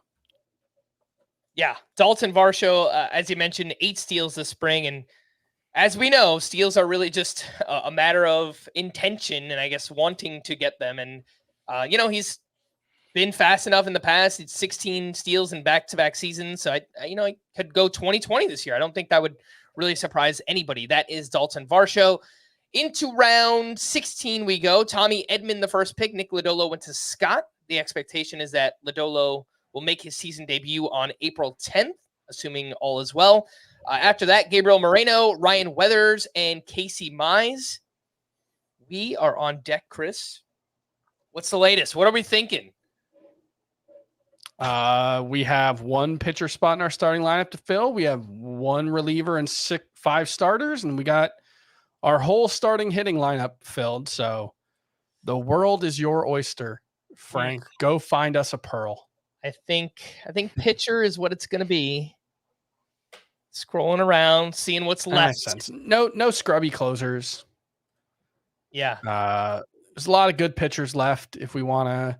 Okay, the pitcher I wanted is still available. Hopefully, we will be adding a category for home runs allowed. Because Brandon Pfaadt, come on down. You're part of the team. It's just a weird collection of pitchers that we wound up with here. But we took the 2 aces early on. We took Strider and Tarek Skubal, and then we waited a long time. We jumped back in with Walker Buehler, who will start on the IL. But we also got Luis Severino, D.L. Hall, Brandon Pfaadt, and then Mason Miller. So, and the thing when you take 2 legit aces like Tarek Skubal and Spencer Strider, they have to keep in mind as you look through the rest of the pitching staff is, especially if you're doing it this way where you take those 2 guys and then don't take one, those guys cover up for so much more than you really even think. Like you can look at it and say, oh, the rest of the pitching staff's not that good. It kind of doesn't matter with how good those guys are and should be. And I think the rest of the pitching staff is fine. There's certainly no shortage of talent on it. So I'm not worried about it. I'm not worried about it at all. After Brandon Pfaadt, Robert Suarez, Jordan Hicks, who had the 10 strikeout game on Monday night, 20 swinging strikes against the Oakland A's in that outing. We spoke extensively about him yesterday. Colton Cowser, who has made the Baltimore Orioles, sounds like he might be a 4th outfielder to start the season. I'm sure they'll work him in a couple of times per week, but maybe not as much as we want early on. I would imagine he plays no less than Ryan O'Hearn and probably more between the 3 outfield spots and DH. So let's say a 6-game week, Scott. How many games do you think Colton Cowser gets in there? 3 or 4? Four. Okay. Yeah. All right. To start out, and he may earn more playing time. After Cowser, Bo Naylor, AJ Minter, who's great for holds in this format. Chris Bryant, Jordan Romano, finally 254th overall, could turn out to be a great pick. Jared Kelnick, Brent Rooker is the last pick of round 16, and then Yoel Piamps, the first pick of round 17. Worth mentioning, Abner Aribe went, I think, at the end of round 15, so a little bit of a pick difference there, and maybe it makes sense because the upside is probably higher for Aribe. Strikeouts, maybe he's a higher whip guy. Yeah, I mean, you were just saying it. If you're focusing on upside at relief pitcher, if you're focusing on talent, I think is how you put it. Yeah. Uribe is probably a clearer bust case than Piamps, but if Piamps isn't like his very best self, then he's pretty fringy in this league, where there's always going to be other hold sources on the waiver wire. Go ahead. Jared Kelnick did finally hit his first spring home run today, and has generally been better in the week or so since the Adam Duvall signing. Maybe that was just lit a fire under him. And there's been a lot of talk about the work that Scott, their hitting coach, Kevin Seitzer has put in to quiet his swing and change his hand placement and stuff. Yeah. This is work that he's done with Michael Harris and Ronald Acuna, and he's widely considered to be one of the better hitting coaches in baseball. So, it might be that it just took a couple weeks to click. He had a 452-foot home run today. Yeah, no, I mean, there's still a lot of enthusiasm for Kelnick. As bad as it makes sense when you hear Kevin Seitzer's explanation is just he wasn't direct to the ball with the placement of his hands. And so he was getting his hands in positions. He was very late constantly. And so he's kind of had to rebuild his swing this spring, and he struggled to get his timing down with it. But the timing is coming now at the end of spring training. And the huge outcome may still be coming for Kelnick, who hits the ball very hard and is tremendously athletic. All right. Well, where did we leave off? That's right. Piamps, Jake Cronenworth, Cedar Rafaela, who will be on the Red Sox opening day roster. Sean Manaea, who's looked pretty good this spring. Josh Spores is a reliever with the Rangers. Will Benson, who will play a lot early in the season for the Cincinnati Reds. He strikes out a lot. He also walks a lot. So gains a little bit of value in OBP. Kenta Maeda, Luis Campusano. Great early season streamer, Kenta Maeda. I learned that from Scott White's pitching preview. There you go. Luis Campusano, Mitch Haniger, who's looked great. We've talked about that a lot recently. He's healthy for now. I think he has 5 home runs in the spring. It's not really a matter of talent with Haniger. It's just if he stays on the field, he's probably going to hit like 25 home runs. After that, it appears our team has selected Michael Kopech. The shouts to Terry Gensler in the chat, who said Chris is going to take Kopech and Miller and have the failed starters version of the Bash Brothers. I like that comment so much that I had to do it. Yes, that's what we're basing our picks on now. After Kopech, Ronaldo. Okay, look, Michael Kopech had like 105 strikeouts as a reliever 2 years ago. Let's pump our brakes on the jokes. I just love that we just had a conversation about how talented Mason Miller is, but he might not get any saves or holds because he's on a bad team. And then we took Michael Kopech, who's on the White Sox. So 60 saves between them coming up, guaranteed. Let's go. Let's get it. After Kopech, Ronaldo Lopez, TJ Friedel, who will start on the IL, Jonah Heim, Paul Skeens, someone I was thinking about it. Oof. If the Pirates are still alive, I mean, look, they're not going to be out of it by May or like mid-May, but if Skeens just shoves the first month of the season and the Pirates are in shouting distance in the Central, like I think he's going to get called up. After that, Scott, you selected Max Scherzer and then Devin Williams. So back-to-back IL stashes. Is Scherzer your first starting pitcher stash? Yes, he's my first injury stash of any kind, I believe. Okay. Though it may not be long with Tyler Glass now as my ace. I might take another starting pitcher stash here as well.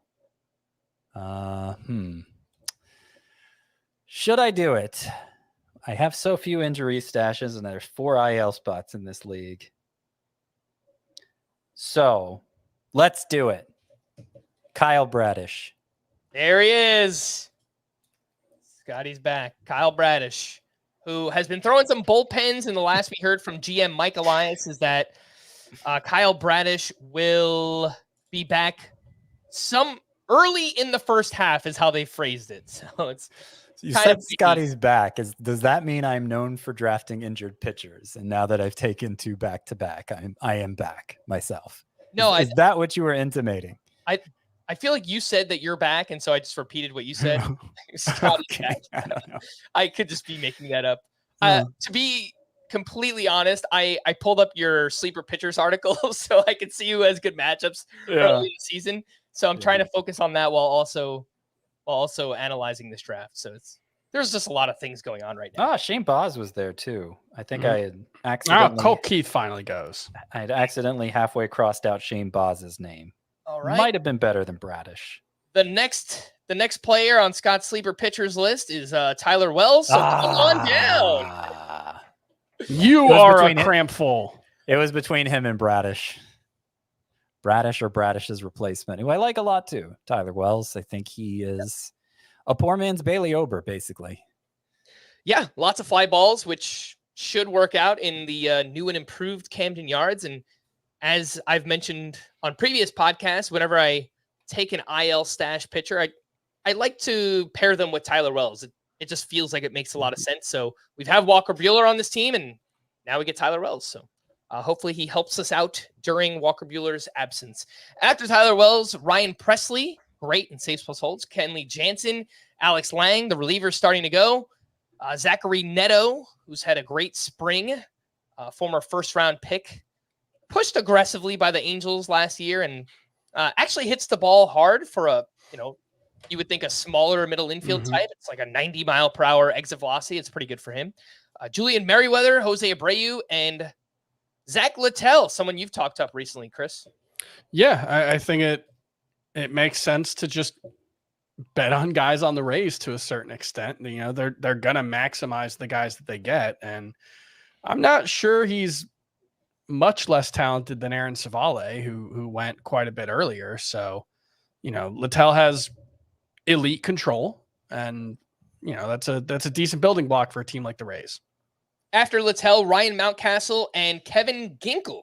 It's a nice little pick there. He's likely to. I don't like the way you said that, Chris. I love the way you said that, Chris. Kevin Ginkel likely to fill in for Paul Sewald, who's starting the season on the IL with an oblique injury. Probably going to miss the first, month, first 6 weeks of the season, something like that. And the first pick of round 19, Lars Nootbaar. Yep, I was ready to take him. Another injury stash. We're 15 picks away from me, so. The nice thing about Ginkel in this format in particular is it's not just a month pick. You're going to get holds. That's the nice thing about any of those. Griffin Jackson, Brock Stewart, and any of these guys. It's not just picking them up for 1 month and then probably dropping them like in a standard roto league. You're going to get holds from them. They're going to be useful the rest of the way if they're good. After Lars Nootbaar, Frankie Montas, your opening day starter for the Cincinnati Reds. I was going to add with Nootbaar, when everything is working well, when he's at his best, he does walk a lot. So for those should be a good format. Formats, that's why I was queuing him up, and I don't think he's going to be out for very long. And he had talked about how he worked on elevating the ball to his pull side this offseason with Nolan Arenado, who might be the best player in baseball at doing that.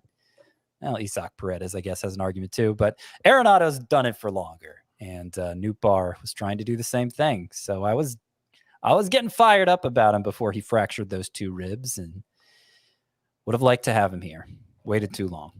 Carlos Estevez, the Angels closer, who they've really kind of backed him up this offseason, even after signing Robert Stevenson. They've come out and said Estevez is the guy. At least for now. We know Stevenson is starting on the IL with a shoulder injury. Justin Turner perennially outperforms his draft value. Just kind of solid. 270 plus hitter, 20 homers. He's going to bat in the middle of that lineup. While we're on that, by the way, came out today that Vlad Jr. expected to bat second in the Blue Jays order. So I imagine it would be Springer, Vlad, Bichette, Turner, top 4 in their lineup, right? Does that make sense? That would make sense. Yeah. That's It gets a little rough after that, but yeah, good top 4. That's a lot of righties, man. That's 4 righties in a row to start your lineup. Yeah. Maybe Dalton Varsho batting 5th for them. After Justin Turner, Jeremy Pena, JP Sears. Let me check my Slack chat, make sure Chris hasn't typed anything to me in all caps lately. He hasn't. The last thing I got was Mason Miller. That was. I don't think you really translated the fervor, but that's the text. All caps, baby. JP Sears. I think JP Sears is on. Yep, he's on Scott's sleeper pitchers. First weekend of the season. For week 1. Facing the Guardians. Let's make it clear. So I mean, at this point, you're going to have to set your lineup 26 times, Frank. Let's not get stuck on week 1. I like Tyler Wells, the pitcher, in general, too. No, I like that pick, too. Outside of just week 1. JP Sears, worth mentioning, it sounds like he's working in a sinker this spring training, and the results have been pretty good. So, he's not going to get many wins, but pitching in Oakland as a fly ball pitcher, it helps mitigate some of the damage in that ballpark. After Sears, Orlando Arcia, Ezekiel Tovar, Hector Neris. Oh, interesting. Was that for my pick? MJ Melendez? Wow, I've made both of you frustrated with my picks so far tonight. Yes. I can afford. I have my utility spot open. I have utility spot and 3 bench spots. So those 3 bench spots are going to relievers, obviously. I was going to get MJ Melendez for my utility spot, who actually is one of my sleeper hitters for the long week 1, which is what we're using here in this league, combining the first weekend with the first full week. I mentioned that like 5 players I think I might be wrong about, or I'm worried I'm wrong about. I don't know what the right way to phrase this is, but he's definitely on there because I haven't really considered taking him at all this year. And I kind of took another look recently, and there's some really good stuff in MJ Melendez's profile. Yes. Average exit velocity, 96 percentile, 93.2 miles per hour. Max exit velo was really high. Barrel rate, hard hit. Tons of strikeouts, 28%. But I don't know, like there's some decent signs even within the plate discipline metrics where like he doesn't chase all that often. I don't know. He's had a really good spring. Yeah, there could be like a 25 to 30 homer outcome for MJ Melendez. Now, I don't even know why I bother to say that, because I have like the Royals, I think, more than any other team playing in the Cactus League in spring training and then playing their home games where they play them. There have been more hitter fake outs over the years in spring training with them than any other team. So maybe MJ Melendez's spring is like that, but he does have an interesting skill set that you could see turning into a pretty high ceiling. I mean, didn't he have a season in the minors where he hit like 40 homers, right? 40 plus homers. Yeah. Because I think the 2021, the Royals had the 3 highest homer totals in American organized baseball, right? Yeah. Wasn't that Prado, Melendez, and Salvador Perez all hit 40? Sounds right. I got to take somebody for that utility spot, and I think I want it to be an outfielder, but it should really just be best hitter available, right? Yeah. Around 19, at this point, I'm going to take Matt Wallner, who's had a terrible spring, but I don't think it's cost him his job, and it stands to reason with his profile. He'll run hot and cold. 3 true outcomes guy who should play better in OBP than batting average leagues for how much he walks. He had a 370 on base percentage in the majors last year. And I'm hoping the power will be significant enough that he can actually have weeks that he, single-handedly wins me that category. Presuming I keep him on my roster long enough to find out. I wanted Braxton Garrett, who just went with the last pick of round 19. The latest picks, there were, after Melendez, Nate Lowe, who's also an injury stash, John Gray, Edward Cabrera, Whit Merrifield. Scott took Matt Wallner. Then the final pick of round 19 was Braxton Garrett. Let's take our final break. When we return, Scott's pick right after this. For the last 4 years, I've been a prisoner of this hotel. G-sharp, I believe. Why are they keeping you here? Why do they let you live? Most of my friends are dead. My house was seized and burned. You must never leave. If you do, I'll be waiting. They can take away everything. But they can't take away who you are.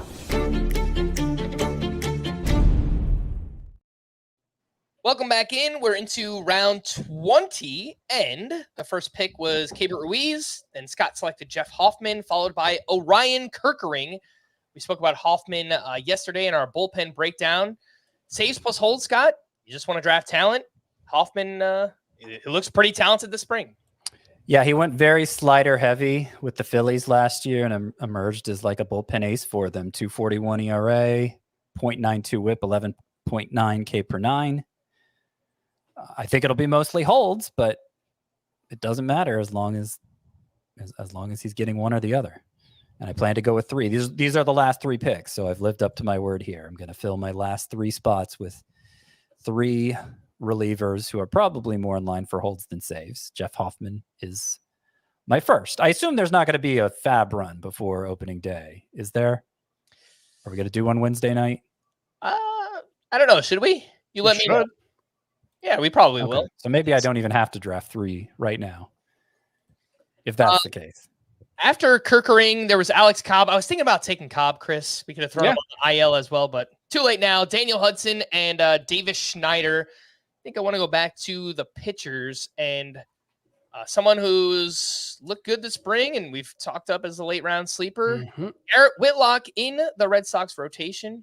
So we'll just kind of keep adding to some of these upside pitchers later on.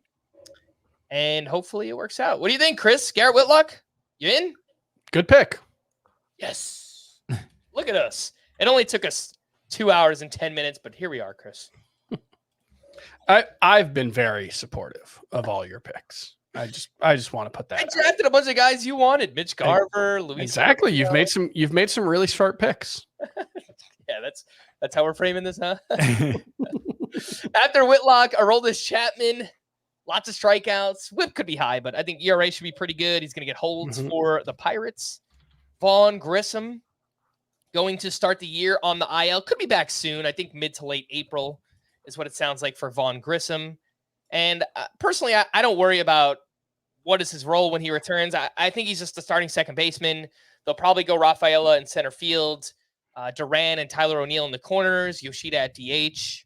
Unfortunately, it puts a damper on Willie Abreu, someone we liked earlier in the offseason. Yeah, that's the thing is the fact that they're apparently not really considering Saddam Rafaela as a second baseman seems to bode pretty well for Vaughn Grissom's chances of just sliding right back in. And he's already swinging, so it could be mid-April.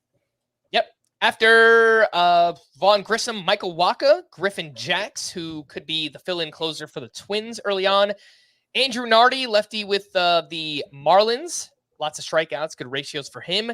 James Wood, who was sent to AAA. And kind of like the Pirates, if the Nationals find a way to stick around until mid-May and James Wood is just mashing the first month of the season, it's not inconceivable that he could be called back up. So it's not inconceivable, but I'm betting against it. I did not include James Wood among my top 12 prospects to stash.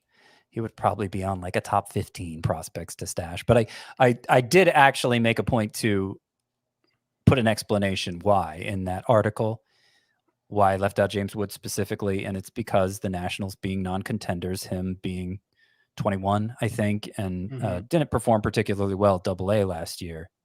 It's very likely they want to preserve his rookie eligibility for next year and that they could justify preserving it no matter how well he's performing, given the stage of development he's in. Was Dylan Cruz in that top 13 or 12, whatever? No, Dylan Cruz. Okay. So you have James Wood ahead of Dylan Cruz? Yeah. Okay. Yeah. I mean, it could change, but I think just based on the way spring went, they're both at AA. They're both at AA and haven't fully mastered that level yet. Dylan Cruz and James Wood both. Oh, they're starting them at AA? No, Dylan Cruz is starting at AA, James Wood at AAA. Okay. Yeah. I mean, they were a double A, I guess, last we saw them, and didn't look like they had fully mastered it yet. Mhm. The latest last couple picks, what do we have? We left off with James Wood, Louis Varland, Andrew Heaney, Ryan Nelson to finish out round 21. And then David Robertson, Reed Detmers, Andrew Vaughn, Dane Dunning, Lance Lynn, Chris Paddock. What do we need, Chris? We have 2 reserve picks left. I guess one of them should be another reliever, right? Third reliever? Yeah. 3 relievers. So, yeah, that makes sense. And then we've got 1 outfielder. We don't really have much in the way of positional flexibility, but Who there's cares? no like glaring holes in our team. I guess if we were to take a hitter, not an outfielder, since we have 5 of those who aren't eligible anywhere else. But yeah, I think if there's a multi-eligible infielder somewhere, we can consider them. Okay. We are up. Last couple picks. Garrett Crochet, your White Sox opening day starter. Griffin Canning, Adam Duvall. What are we thinking?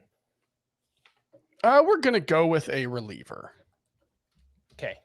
And Somebody which fun? reliever that is remains to be seen. I have an idea. I'm gonna slack you it. Just say it out loud. Brock Stewart. Let's do it. Just draft talent, baby. Strikeouts. He was second on my queue. Let's do it. Who's Love first? that. Who's first, you may ask? We will potentially find out in 3 picks. 4 Potentially. picks.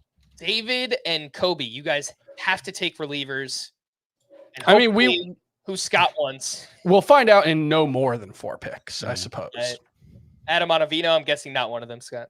Nah, he doesn't like Adam Ottavino. Scott's a Babe Ruth guy. Shout out to Babe Ruth. Shout out to Adam Ottavino. Hunter Harvey, was he one of the ones, Scott? Nope. And neither was Jock Peterson, because Jock Peterson isn't a reliever. Though Jock Peterson, not a bad pick here. Yeah. Generally, yeah, he walks. He's generally like a 350 OBP guy. At least he was the last 2 years, even though we think of him as a low batting average guy. So platoon player, but at this stage of the draft, not bad at all. I am going to go with Pierce Johnson. We should have known. You said that yesterday on the podcast. Yeah, I know. That's why I was nervous. Somebody would figure it out. Pierce Johnson, also a breaking ball heavy reliever after joining the Braves. His breaking ball didn't work so well at Coors Field. After joining the Braves, 0.76 ERA, 0.89 whip, 12.2 K per 9, and he figures to be their primary right-handed setup man. Okay, I'm up again. Do I want to take a hitter? I feel like I'm using like a Moira Rose inflection there. I don't know. I don't know what was happening. We've all just kind of lost it by this point in the offseason. Just pick a reliever, David. I am going to take I don't know that any of my guys is officially going to be on the IL to start the year, so I'm going to take Shelby Miller. Love it. All right. Good I pick. love it. Betting against Alex Lang. Not that it really matters. He just I know you're a cruel commissioner, Frank, and don't force obvious IL cases into IL spots before the lineup lock, which cruel commissioner? Cruel, very cruel. Not even Max Scherzer is on the IL yet officially. How is that possible? Get your act together, Rangers. God, you know how much work we got to do? Oh wait, you do know. I do know. I mean, God bless you for doing stepping up and doing it. You're a commissioner in these leagues too. You could do it if you want to do it. I just wasn't sure you'd let me. I'm willing to. I'm doing it for so many other leagues already. Scott, I wouldn't get mad at you if you would want to put people's players on the IL for them. The only reason I don't do it is because I don't have the time to do it. Uh-huh. Okay. But if you want to do it, I didn't want to overstep my bounds here. Scott, you can take over these leagues for the rest of time. No, I'm not volunteering to do that. You can look through 300 listener league submissions next year. No.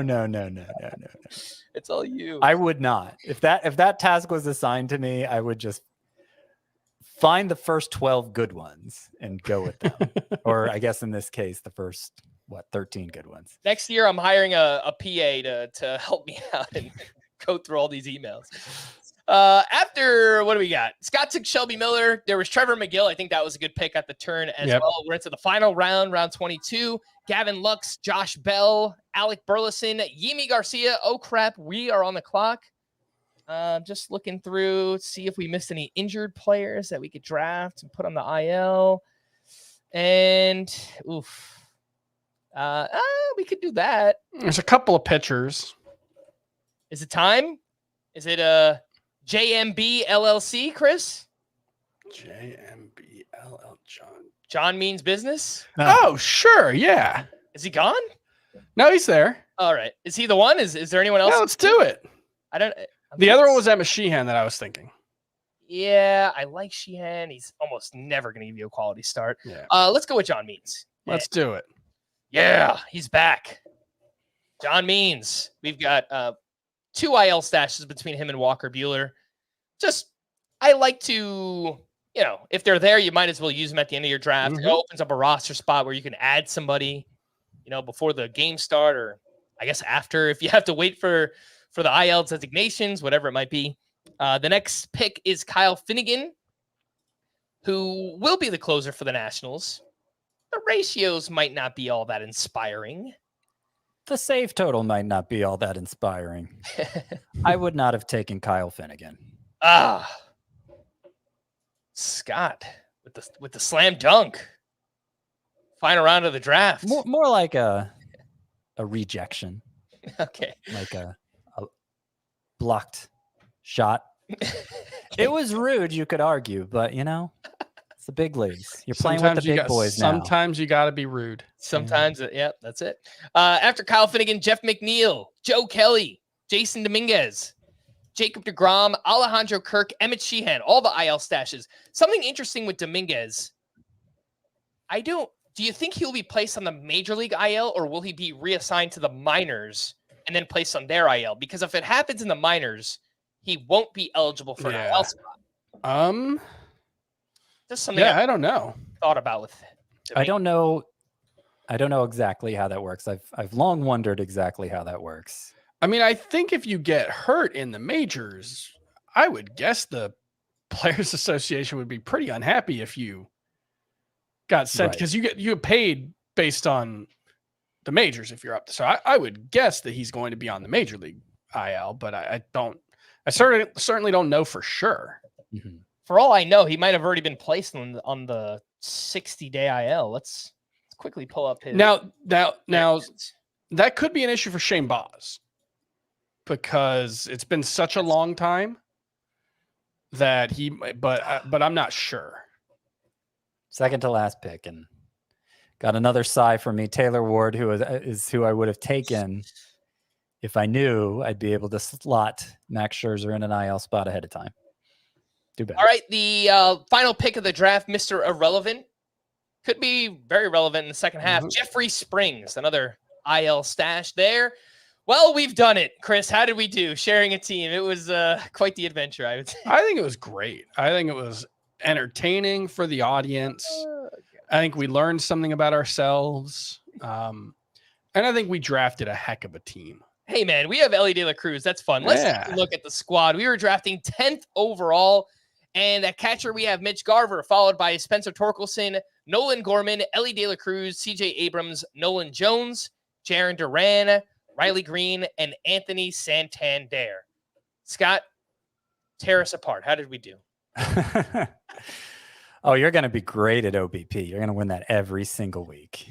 The OBP is bad, but we might have lots of home runs and lots of steals. Yeah. Between De La Cruz and Abrams, you legitimately might win stolen bases. I mean, that's not even all you have. Jaron Duran. Mm-hmm. Home runs. Will you win home runs every week? No, but you'll win home runs sometimes. I see, for a 9-man lineup, I see 3 home run liabilities, which is a lot. Mm-hmm. Between Jaron Duran, I would say Riley Green, and also CJ Abrams. Not that there'll be zeros for home runs, but would I pencil them in for 20? I would not. But you got some pretty good home run hitters too. So I don't know. I don't love the offense, I'm going to be honest, but I may not love mine either when we get around to analyzing that team. Let's take a look at the pitchers. We started our draft with Spencer Strider. This was kind of the bizarro draft because I didn't have any Spencer Strider, any Ellie De La Cruz coming into this draft. But that was part of the plan. The one thing Chris and I agreed on beforehand, if Ellie is there in round 2, we're going to take him. And that's what we did. It's the FOMO draft. But our starting pitchers, we've got Spencer Strider and Tarek Skubal up top. And then we've got Luis Severino, Walker Buehler, DL Hall, Brandon Pfaadt. We've got John Means, Garrett Whitlock, Tyler Wells. Those are the starters. And our relievers, we've got Mason Miller, Michael Kopech, and Brock Stewart. So lots of strikeouts, hopefully. We'll see what we get saves and holds wise. But what do we think? Chris, you can react this time first. What do you think of our pitchers? I think it's hard to go wrong in any direction once you have two guys like Tarek Skubal and Spencer Strider on your team.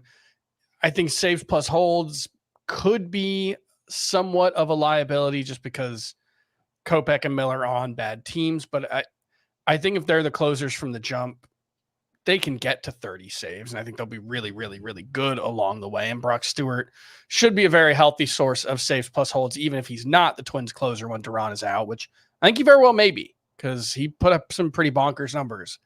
So we're going to put Walker Buehler on the IL. We're going to put John Means on the IL. We're going to take a couple more flyers on starting pitchers. We're probably, there's a decent chance we drop Brandon Pfaadt and DL Hall and some of those guys as the season goes on, but they've all got upside, and that's what I'm aiming for at starting pitchers. So. Well, and like I said earlier, it's probably in part 1 of the podcast at this point. If your plan with only 7 pitcher spots is to fill 3 of them with relievers, which if you're not drafting a stud closer who will get 35 plus saves, it probably should be. So you'll get enough holds or combined saves and holds.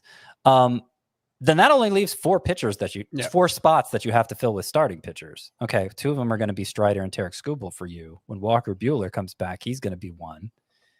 And then you just need to find 1. I think Tyler Wells could be that guy for you. Any one of them could be that guy for you. The issue is, you got Luis Severino too, it could be him. The issue is if any of Skubal, Strider, and I would say Buehler also, if any of them end up getting hurt, missing more time than expected, it could become a big problem. So it's